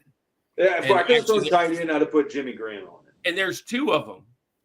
And I would put Shockey. I'd have put Shockey. Shockey, and then Graham. Let's keep but here's the thing: we didn't do tight ends, so and Lance Moore's awesome, but hated Jimmy Graham. He just wasn't phenomenal. Hey, Jimmy Graham is a what if. But as him and Rob Gronkowski were neck. Dante Stallworth. He has a good one. Dante Stallworth made some mistakes, kind of got booted off.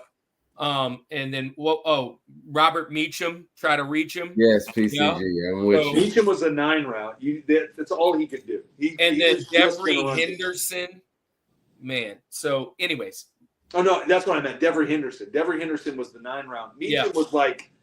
Meacham had one of the coolest plays. But my reason not putting him on there is stripping him from the Redskins. This is the greatest. Honestly, Marcus Colston. In Saints lore, fights Drew Brees for being the best Saints player of all time. He's not Drew Brees, obviously. He's not even close. But I throw a few other ones in there. When you come to Saints lore for this particular year, this whole thing and everything he did coming from Hofstra put him way up the mountain. But the duo, it's hard to find one. So I put him on the honorable mentions just because I didn't really see it as a duo. Although it's a good way to squeeze in our teams. I love that. I'm throwing the Saints in there, baby. I couldn't have this list. I know, bro. Look, Justin, there's this Justin guy talking in the chat. Let me throw that guy a wrench too. By the way, if Francis, if you're still out there, Frankie, if you're still out there, dude, I threw you a wrench too. That means you're a moderator. Thanks for being here. Thanks for being a part of the. Gerback is your quarterback in Madden 2000, by the way. All right, so my turn. Jason, But let me throw him a wrench while he's out there, and add as a moderator, standard moderator. And if you're lurking out there, thanks for being here. My number one, honestly, it's the greatest tandem I ever seen. I was very young when I saw this, but you talk about the greatest show on turf. You talk about Reggie Wayne and Harrison. You talk about Hoosh. These guys were the guys before the guys, and I mean, I'll give you the stats. I have them right here, but it's wild. It is wild. So they together have 9 seasons together. And in the 9 seasons, one of them has 350 over 6,000 yards, 16 per catch, 43 tutties, and the other one has 1,500 receptions, 23,000 yards, and 200 touchdowns. 200. I'm going with the greatest receiver of all time and his partner, Jerry Rice and John Taylor. These guys, the dynamic duo, they were Super Bowls after Super Bowls. The Super Bowl catch from Montana with Taylor, all the things Rice did.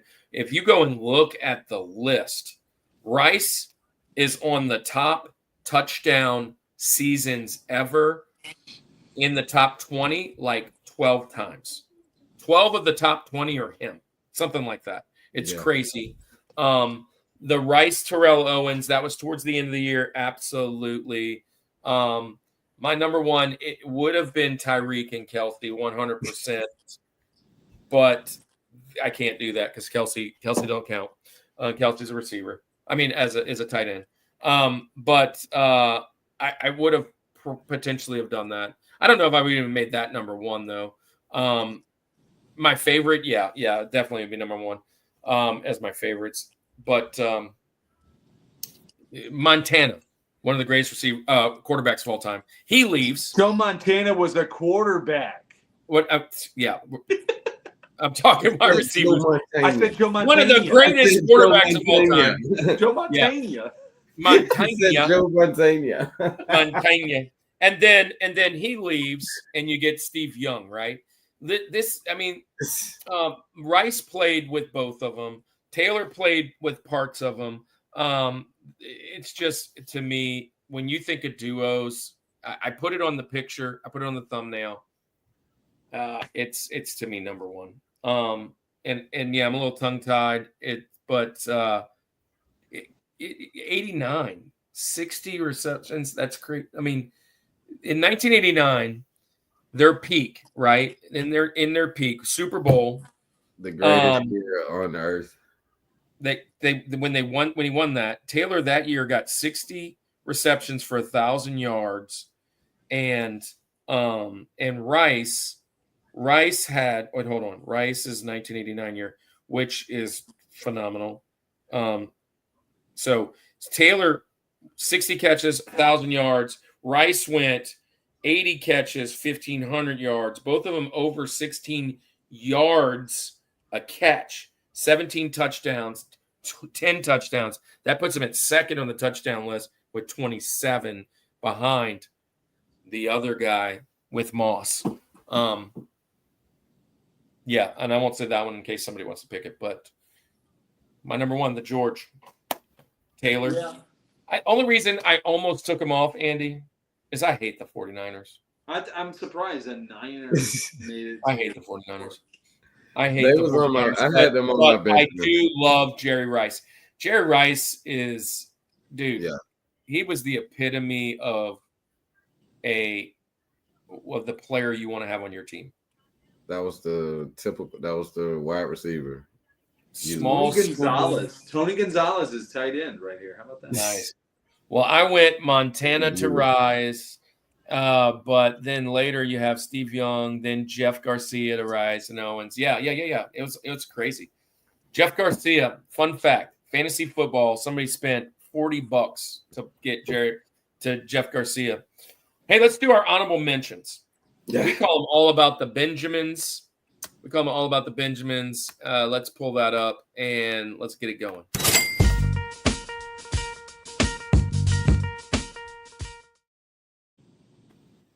Haven't changed that sound yet, because that's just stuck. But all about the Benjamins. We call Benjamins our honorable mentions because Benjamin Franklin almost made the mountain as far as the Mount Rushmore.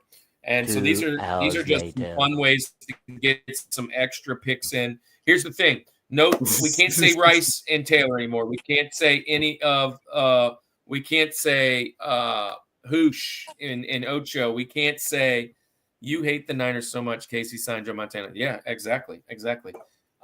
So here's the deal. Let's do this. So you can't mention anybody you've already mentioned. You are up first, Banks, then Andy, then me, and then the second round, it goes backwards, third round back, fourth round back. So serpentine draft like a fantasy football. If there's a high-ranking one that you think Andy and I might take, then you probably want to pick that one first. If there is a Falcon that you still have on that list, you probably want to save that because you know we're not picking that junk.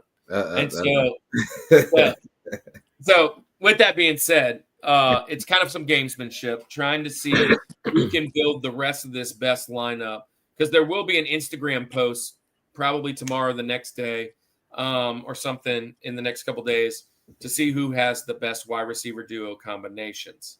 That's a good pick, except that isn't the player I would pick with him. That is a good pick. That's not the player I would pick with him, though. All right. You're up first, Banks. All right. So when I did some of my honorable mentions are some current players, actually. I kind of did a lot of current players. Okay. That I see potential in getting to that level. Your Benjamin was on, actually, Kurt. Your Benjamin was on. I'm sorry. Your George was on mine, but it's okay. So I'm gonna first go with this Cincinnati. I gotta go back to Cincinnati, man. That Jamar Chase and T. Higgins, like that wide receiver duo. I see them being one of the next top duos if they can keep Joe Burrow healthy. Yeah. If Joe Burrow can stop getting injured every other year, or at least once a year, he got to sit out for a game or two. Like they could get a consistent, at least 15 games. Well, it's 17 now, so at least 16 games, 15 to 16 games with Burrow, Chase, and Higgins all together. I think that'll be a next wide receiver duo that we'll be talking about later on. Yeah. Because I think when we was talking earlier about if we did college, LSU is just they put out receivers. And Ohio State and Georgia, Alabama. Yeah, absolutely. Yeah. And that's a great pick. This is definitely on my list for Benjamins, and only because they are great. They just haven't done anything with that great yet. So, good pick, Andy.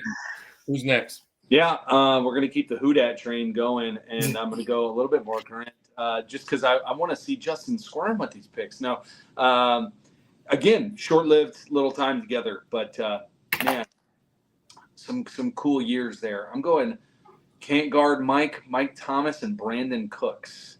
Throw me that little duo out there. Man, 2008, yeah, I mean, those years, those are fun stuff, but, yeah. I was so glad Mike Thomas started getting injured. Yeah, it was, I don't like injuries to players, but to a career. So I don't like injuries to a player, but like when we play the Saints, I mean, if you could sit out for this game, I would appreciate that. I would appreciate that, Mike Thomas. You just sit out for this game. You just missed these 2 games this season. Yeah. Every other game you can play, I don't care. But miss all these. right. Well, I'm gonna come in really hot they didn't have a whole lot of years together. I think it was 2 years together. But if they would have kept this duo together, one was at the end of his career, kind of going through contract issues. One I think was a rookie, and coming on. I'm going with the Houston Texans, Nice. Andre Johnson Yeah. and DeAndre Hopkins. Oh, yeah. Andre I Johnson. forgot and about them. Hopkins. I think they had about a year and a half, 2 years together. That is just a phenomenal one. I'm going to go with my next pick. Gosh, there's so many good ones on this list. I'm going to go. Yeah, I'm going to hold on to that one, I think. Yeah, let's go with this one.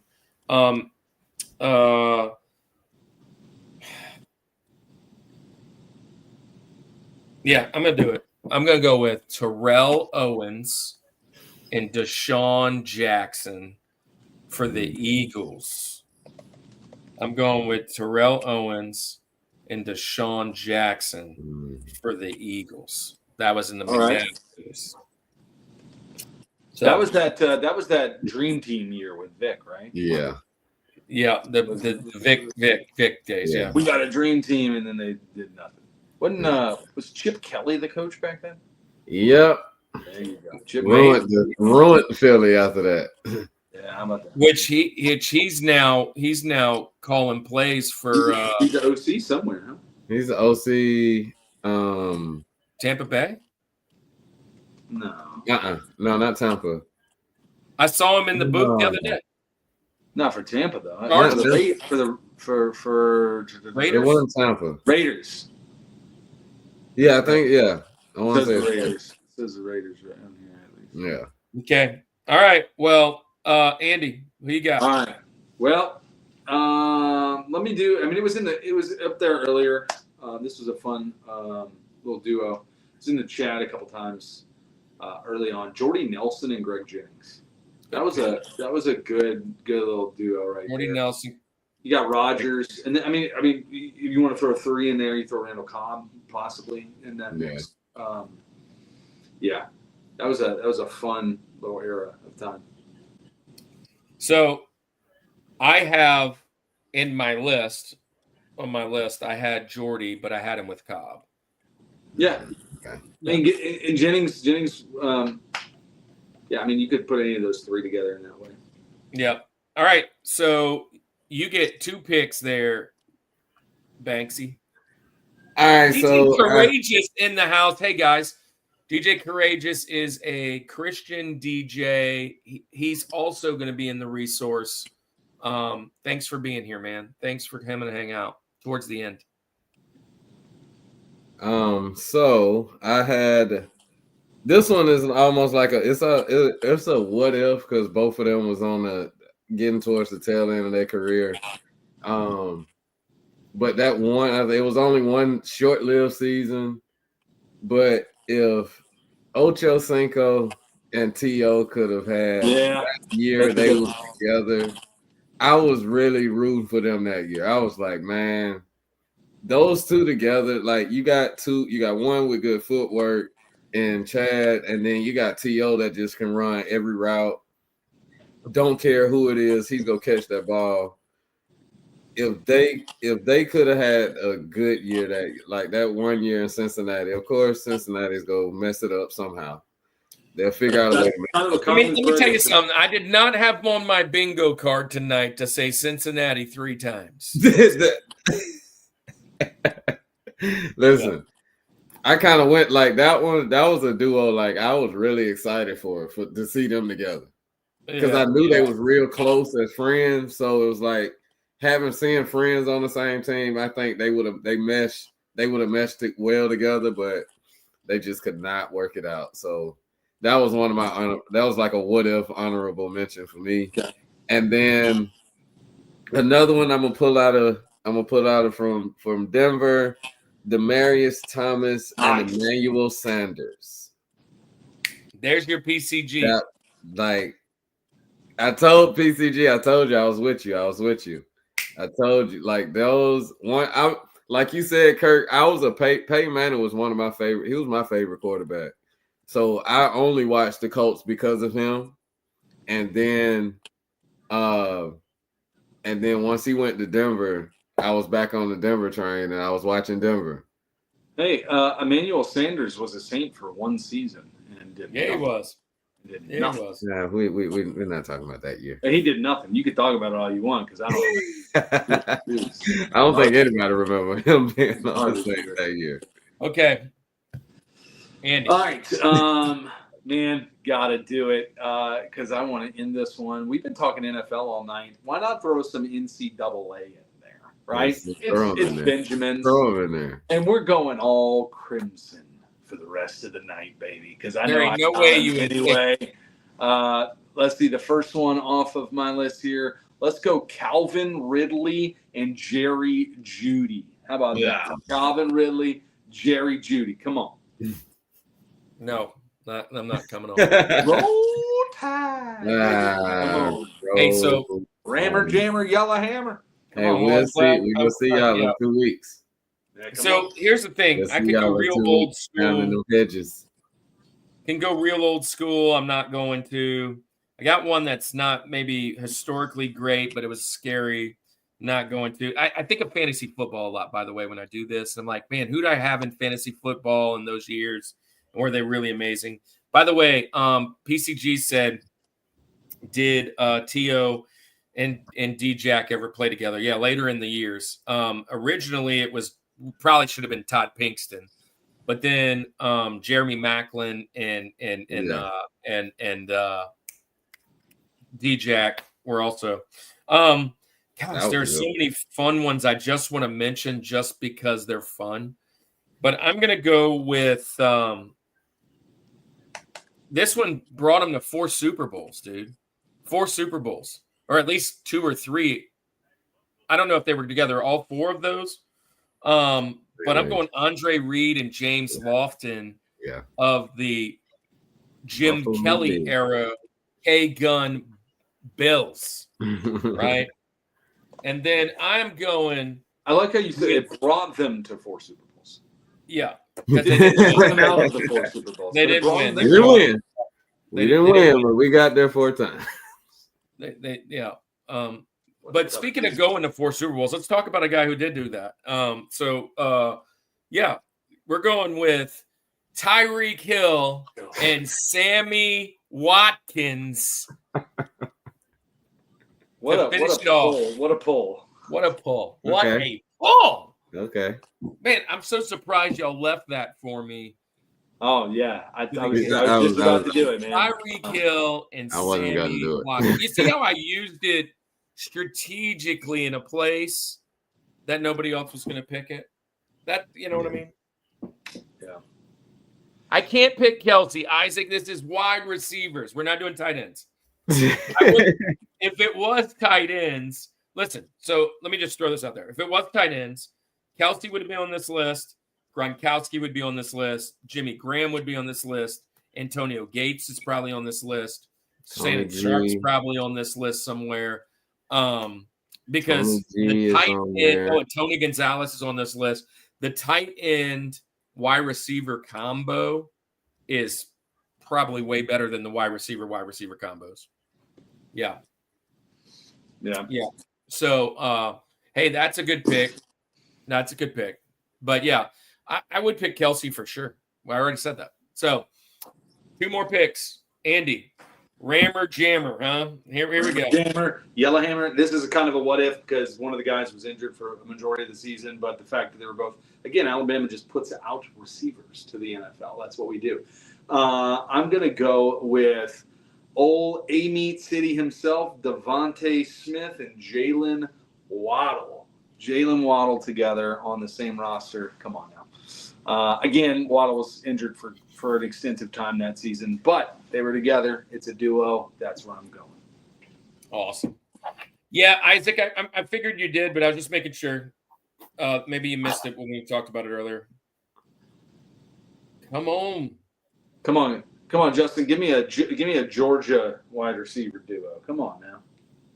Unfortunately, I'm about to. It's funny. It's funny And that you said what you said in the last Glad one, Andy. McConkey. It's funny that you said what you said in the last one, talking about I'm going all Crimson Tide.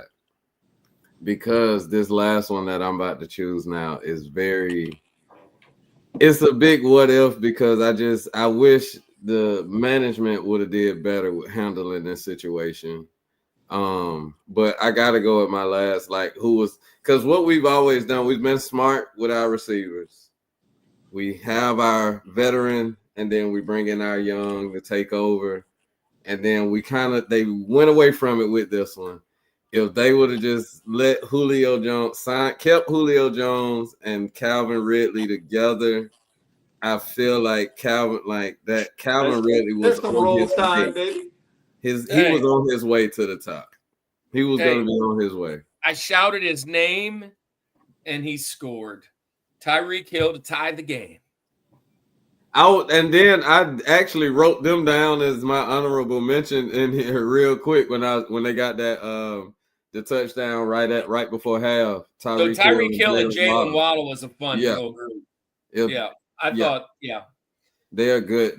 Those two. All right. Well, look, we finishing off with some what ifs. So, hey guys, y'all enjoyed this. Justin's going to be back on with another Justin in 2 or 3 weeks to do rivalries. Yeah. We already know we talking Georgia, we talking Alabama, we talking LSU, and we already talking college. But this is rivalries. Okay, so here it is: rivalries in any sport, baseball, basketball, football, soccer, at any level. There's a pretty good rivalry in my son's little league last year. That we were doing. Maybe that pulls out. It is a close game. Hey, Isaac, you a Bills fan? Because I know you're a Yankees fan. You kind of like New York sports. You a Bills fan? Bills guy? Ohio State, Michigan, best rival. I mean, it's a top one of the most famous. It's definitely not the best. It's definitely not the best. But it's up there. It is up there. I know we got one rival already on here. I was about to say this rival and that rival right up there. That's going to be two of them. We just got done playing our rival yesterday, huh, Isaac? So I got two rivals looking actually. Oh yeah, that's right. You did mention you were the Jets fan. Holmes and Edwards, good picks. Cromartie and Revis, yep, good picks. Well, look, man, this has been our show for tonight.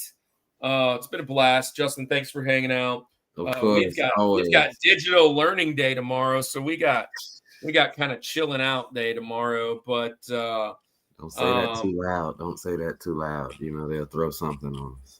Oh yeah, hey, Dr. Thompson's not lurking, I hope. But if you are lurking, thanks for being here. Hit the like before you go. Let me tell you what's coming up on the show, and before we get out, I'm gonna probably post all these tomorrow and set them up. I'll start setting up the next few weeks. This is the last one I have set up today.